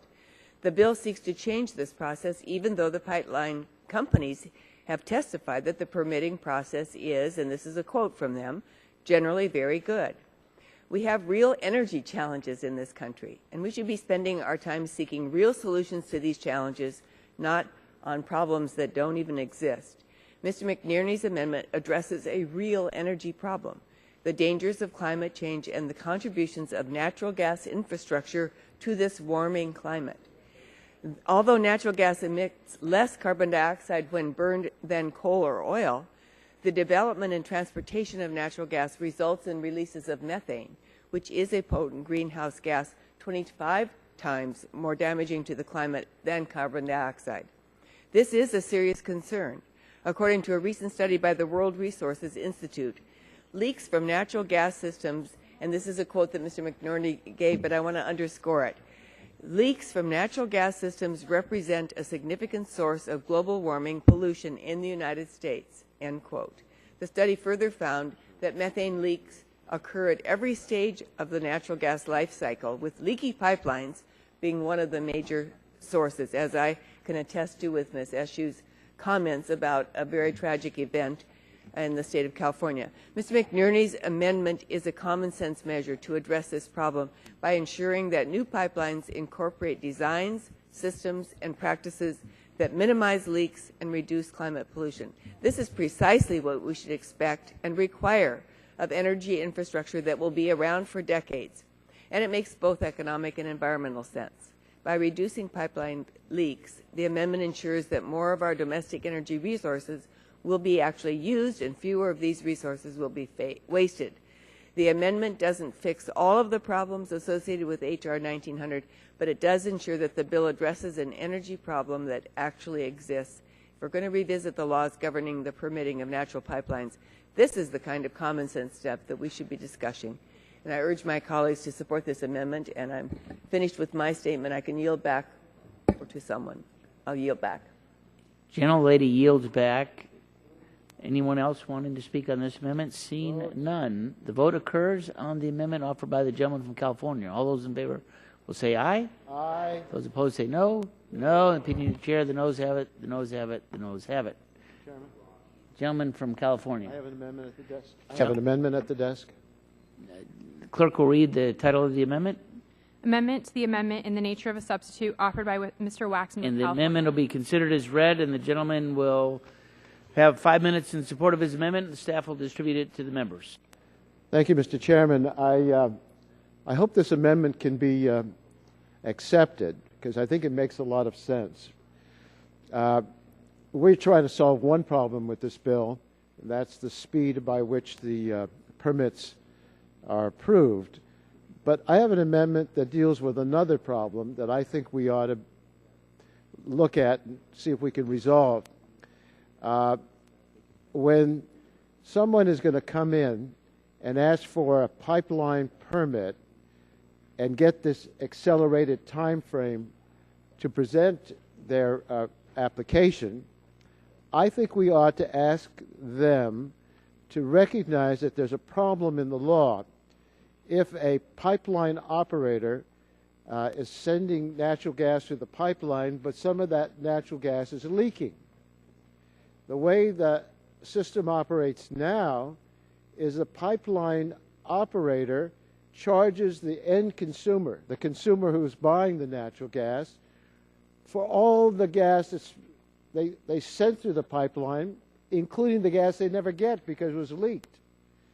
That doesn't make sense. It's not fair to the consumer, as well as being a harmful, toxic, or let's say harmful and very powerful greenhouse gas. But I'm talking about it from the point of view of the consumer. So what we would say is we want a policy that will incentivize the pipeline companies to reduce these leaks. They don't have an incentive to reduce the leaks if they can get the full price for their gas, even the gas that leaks out. But on the other hand, if we said that they could not charge for the gas that was leaking or leaked, they could only charge for the gas that was delivered, I think that makes sense. the clock doesn't start running for the new one-year permit deadline unless the pipeline company's application shows that the company won't charge its customers for natural gas that leaks from the pipeline. It doesn't require a pipeline company to do anything. I think we ought to think through the policy of requiring them to bear the costs and not pass it on, because they're the ones best able to stop that leak. But we just say you don't get advantage of this one-year deadline for FERC to decide on your application unless you're willing to accept the idea that you're not going to stick the consumer with the costs that wouldn't have otherwise occurred except by the reason of the leak itself. And I hope the gentleman from Kansas would see merit in this, and I'd yield to him, and with the hope that maybe he would accept this amendment. Thank you, Ranking Member. And I wish I could. I very much would. I think I've been here 30 months, and I think I have voted with you a couple times, but not today. I don't think this amendment makes any sense. It's irrelevant to the matter that's before us. If we want to have a hearing on fraud in the pipelines, that they're not delivering all the product that they're supposed to, and they're telling the consumer that they're delivering something and not really getting it, or there's a contractual provision that's being violated, I think private entities have the perfect capacity and absolutely the right incentive to get that right. And so I think you've got an amendment to a bill that to this bill doesn't make much sense. It's not connected. I think it's probably a solution searching for a problem too. But in fact, we've got environmental groups working with universities on ways to reduce this leakage. I don't impact PHMSA with this at all. The folks who do pipeline safety, this is a safety issue as well, I suspect you're concerned with, in addition to the economic one you proffer. And so unfortunately, I'll have to urge my colleagues to vote no on your amendment. Well, I reclaim my time. I thought you said this is a solution to a problem that doesn't exist too, because that's what I think your underlying bill is all about. But I don't think we could solve more than one problem at the same time. We could walk and chew gum, as they used to say, under a previous Republican president. And so for solving the problem of the time frame to get a permit approved, why not say at the same time that in order to get this benefit that you're going to offer to the pipeline permittee, that they ought not to pass the charges on to the purchaser. I think it makes sense. You're not willing to accept it at the present time. I could force it to a vote, but I'm not going to do that. I just want you to think about it, and I hope this is an issue that we can deal with in another time, maybe on a bill that's going somewhere, or if this bill goes somewhere at some point, we can consider putting it on this bill. So I offer this amendment. I think it makes a lot of sense. I wish the gentleman would accept it, but it looks like he's not. But I still would like to urge people to vote for it. Gentleman's time has expired. Other members wishing to speak on the bill? Mr. Speaker. Gentleman from, let's see, Mr. Tonko and then Mr. Barton. Mr. Tonko. Thank you, Mr. Chair. I support my colleague's amendment. I was surprised when I learned that pipeline operators are allowed to charge their customers for natural gas that leaks out along the way. Right now, if a company wants to ship 100 units of gas through a pipeline and one unit leaks out, the company has to pay the pipeline operator for that lost unit. The company is basically required to donate that lost unit to the pipeline operator. The pipeline companies have an incentive to identify and fix the big methane leaks that may pose an imminent safety hazard, but they have little incentive to plug the smaller methane leaks that, over thousands of miles of pipeline, add up to a significant loss. This is an issue that the committee should examine in more detail. And while the country currently enjoys abundant natural gas supplies, that doesn't mean that we should be content to waste gas by letting it escape into our atmosphere. We need to change the incentives here. Pipeline companies should have the right incentives to make their pipelines as efficient as possible. They shouldn't be able to pass the buck of leaky pipelines on to their customers. I would hope that we all could agree on this point, that customers should not have to pay for a product that is lost in transit through no fault of their own. Mr. Waxman's amendment states very clearly that a pipeline company that wants its application considered within the one-year deadline set up by this bill must demonstrate that it won't charge customers for lost natural gas. If a pipeline company wants to continue passing on the cost of lost natural gas to its customers, it can do so, but then the bill's 12-month permitting deadline wouldn't apply to applications submitted by that company. So with that, I urge my colleagues to support Ranking Member Waxman's amendment, and I yield back, Mr. Chair. Gentleman yields back. Mr. Barton still requests time? Yeah, if I'm allowed, Mr. Gentleman is recognized. I'd like to ask some questions of counsel. Who's our pipeline expert there at the table? Okay. My understanding is in a natural gas pipeline, the owner of the natural gas that puts it into the system puts in a certain quantity, but the consumer who's going to pay for it ultimately pays on the output, not on the input. Am I correct or incorrect? That is my understanding too, sir. So I also understand that depending on the length of the pipeline and the diameter of the pipeline and the temperature gradient differential, the age of the pumping stations, that there is a natural loss or leakage as you go through the system, and so that in order to maintain pressure and guarantee a certain output, that you would normally put a little more in at the beginning than you expect to get out at the end. Is that correct? That is correct, sir. Any pipeline cannot be 100% completely sealed from emissions. That's correct.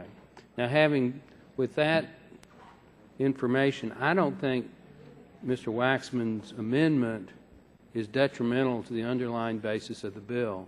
Mr. Pompeo is the author. He said that he doesn't see fit to accept it, and I'm going to respect that.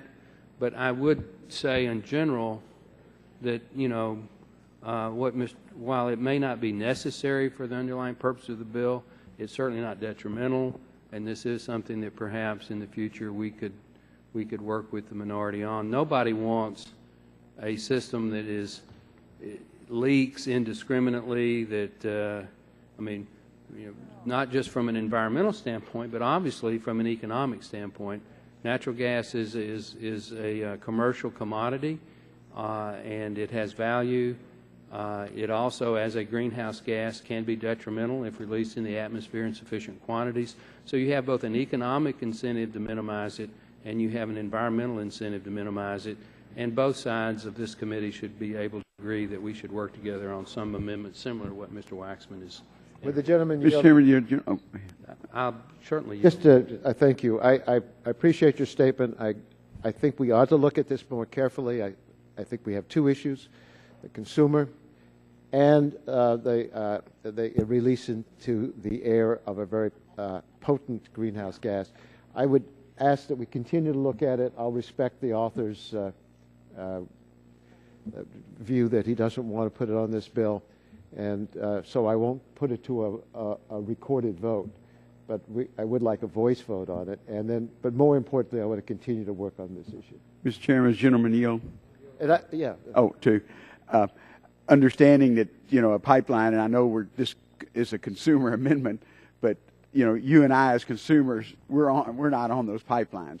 They go to, if you have one pipeline, you may have 10 business customers there, and from what I understand, they meter what they take out of that pipeline. So, and there may be some loss between the production, and so, you know, this doesn't affect you and I for our gas bills that we pay at home. Yeah, when you and I go to the gasoline station, we pay on what comes out of the pump into our tank. We don't pay on what the distributor put into the big underground tunnel. Well, and in natural gas, it's the same situation. Right. But I know there's some concern about leakage along the route, and that's a pollution issue. But I agree that maybe we need to look at this, and because natural gas, we hope because of our success, will be with us for a long time, and we want to make sure we utilize everything we can to the best of our ability. I just want to assure Mr. Waxman, when we ship Texas natural gas to California, he's going to get every cubic foot of gas that he paid for. If the gentleman will yield, with that assurance, I'm going to withdraw the amendment. Praise the Lord. So that we can continue to look at it together and come up with bipartisan. Remember the Alamo.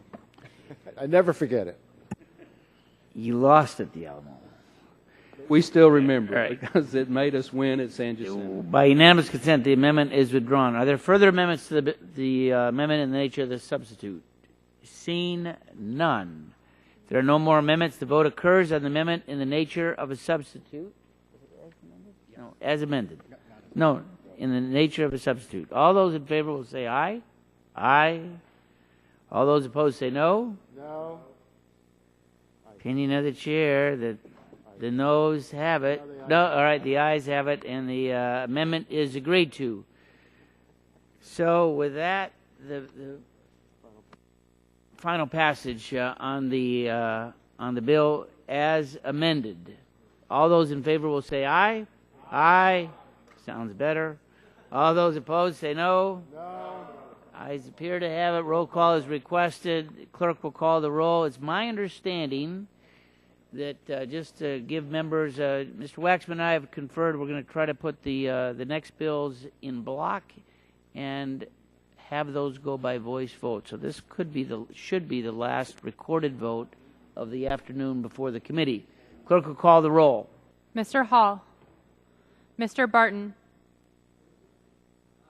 Mr. Barton votes aye. Mr. Whitfield. Mr. Whitfield votes aye. Mr. Shimkus.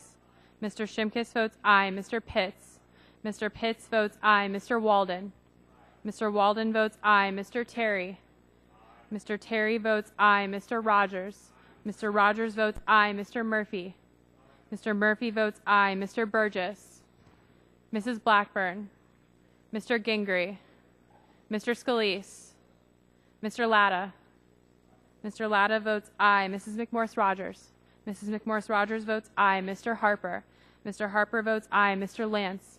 Mr. Lance votes aye. Mr. Cassidy. Mr. Cassidy votes aye. Mr. Guthrie. Mr. Guthrie votes aye. Mr. Olson. Mr. Olson votes aye. Mr. McKinley. Mr. McKinley votes aye. Mr. Gardner. Mr. Gardner votes aye. Mr. Pompeo. Mr. Pompeo votes aye. Mr. Kinzinger. Mr. Kinzinger votes aye. Mr. Griffith. Mr. Griffith votes aye. Mr. Billrackus. Mr. Billrackus votes aye. Mr. Johnson. Mr. Johnson votes aye. Mr. Long. Mr. Long votes aye. Mrs. Elmers. Mrs. Elmers votes aye. Mr. Waxman. Mr. Waxman. Mr. Waxman votes no. Mr. Dingle. Mr. Dingle votes no. Mr. Pallone. Mr. Pallone votes no. Mr. Rush. Ms. Eshoo. Ms. Eshoo votes no. Mr. Engel. Mr. Engel votes no. Mr. Green. Mr. Green votes no. Mr. Gett. Mrs. Capps. Mrs. Capps votes no. Mr. Doyle. Ms. Schakowsky. Ms. Schakowsky votes no. Mr. Matheson. Mr. Matheson votes aye. Mr. Butterfield. Mr. Butterfield votes no. Mr. Barrow. Mr. Barrow votes aye. Ms. Matsui. Ms. Christensen. Ms. Christensen votes no. Ms. Castor. Mr. Sarbanes. Mr. Sarbanes votes no. Mr. McNerney. Mr. Braley. Mr. Braley votes no. Mr. Welch. Mr. Lujan. Mr. Lujan votes no. Mr. Tonko. Mr. Tonko votes no. Chairman Upton. Votes aye. Chairman Upton votes Members aye. wishing to cast a vote? Mr. Hall, is Mr. Hall recorded? Mr. Hall votes aye. Other members wishing to cast a vote? Seeing none, the clerk will report the tally.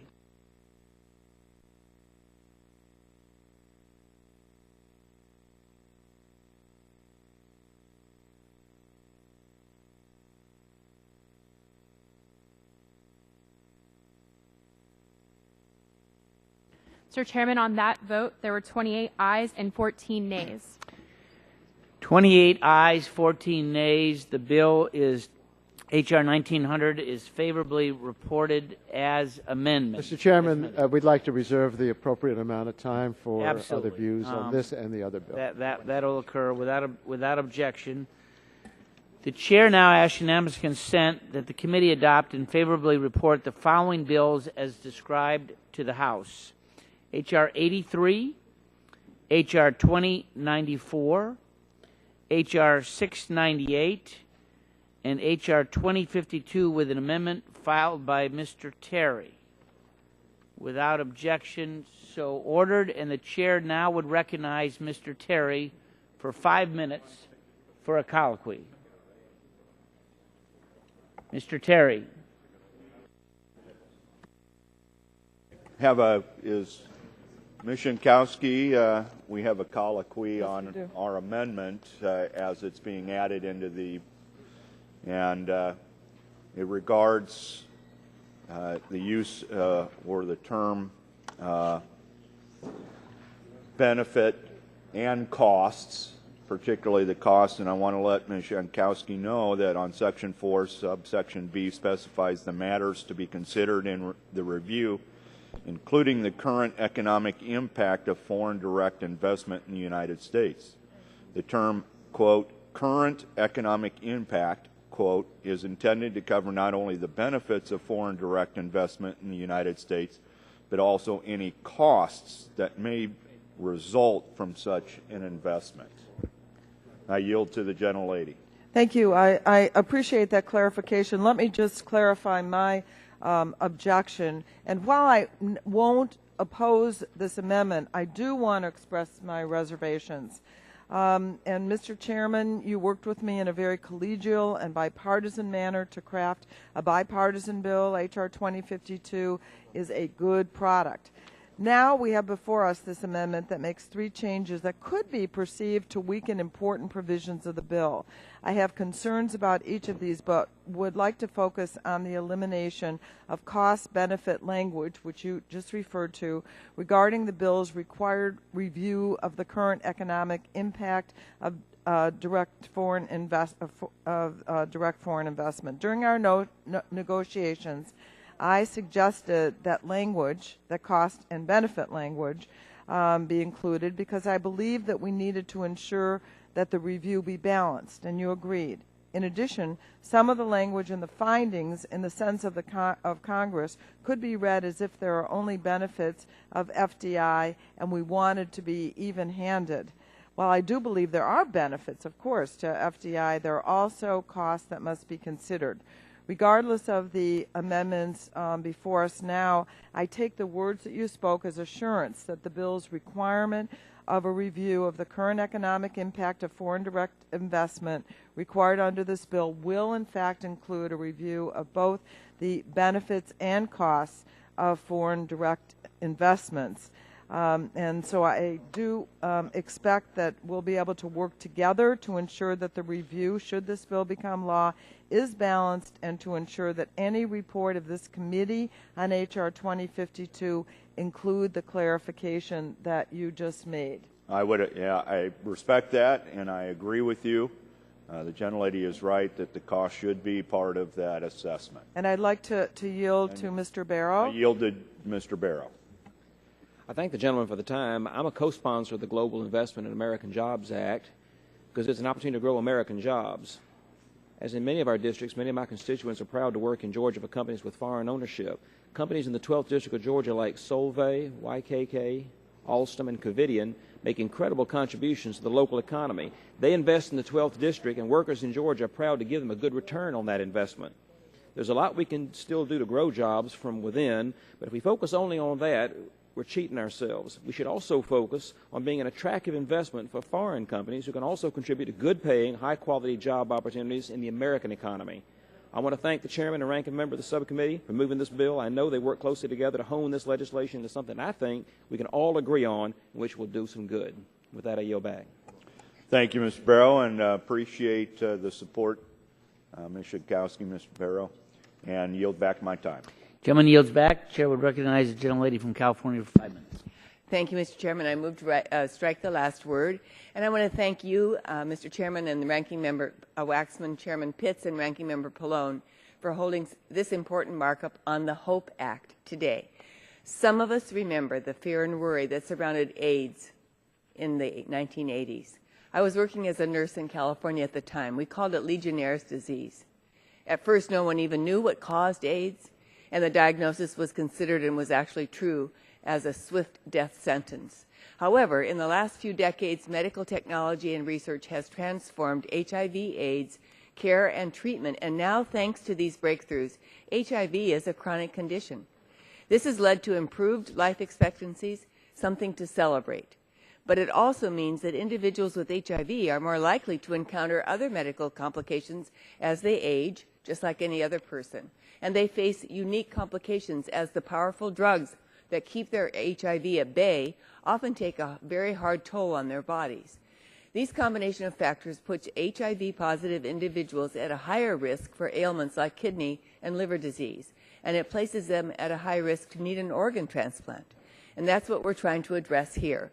HIV-positive individuals can now safely receive transplants.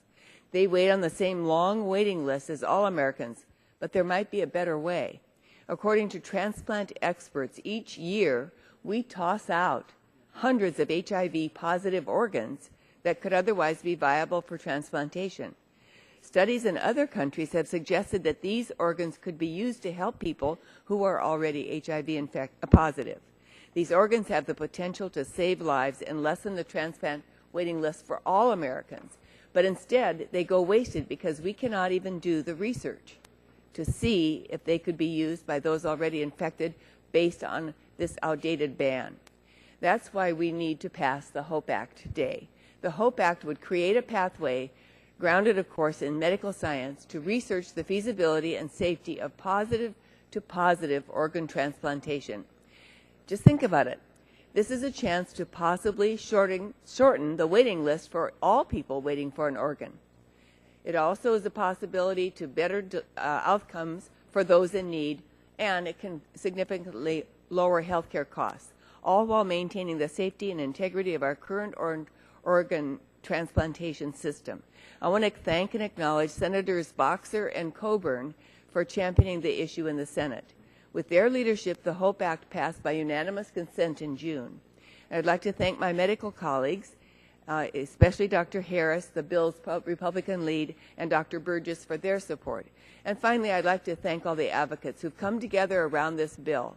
The HOPE Act benefits from a very broad and hardworking coalition of supporters. I want to acknowledge one advocate in particular, who's Mr. Thomas Lane, an HIV positive and a double kidney transplant recipient. Tom was incredibly brave to share his story publicly at a briefing last year on this topic. Unfortunately, he recently passed away from chemo complications, but I know he would be heartened by the HOPE Act's momentum. The HOPE Act is a common sense bill that creates a path forward for research on this issue. As I've said, it's supported by a broad coalition of supporters from the medical, the research, and the HIV patient populations. It has strong support on both sides of the Capitol, on both sides of the aisle. It's a critically important issue, an opportunity to save lives. That's why I'm urging a yes vote on it today, and I'm prepared to yield back. But I also want to include, and I'm going to list these because they're significant, Mr. Chairman, letters of support that I would like to enter into the record from the following organizations: the American Medical Association, the American Society of Transplant Surgeons, American Society of Transplantation, United Network for Organ Sharing, the Dialysis Patient Citizens, the American Society for Nephrology, the American Civil Liberties Union, the HIV Medicine Association, and a joint group letter of support featuring many other organizations, including the Association of Organ Procurement Organization and the Organization for Transplant Professionals. With that, I yield back my time. Gentlelady yields back, and we again appreciate her good work on that legislation. I would remind my colleagues we've passed these 4 bills. So without objection, staff is authorized to make technical and conforming changes to the bills reported by the committee. So ordered, and without objection, the committee stands adjourned.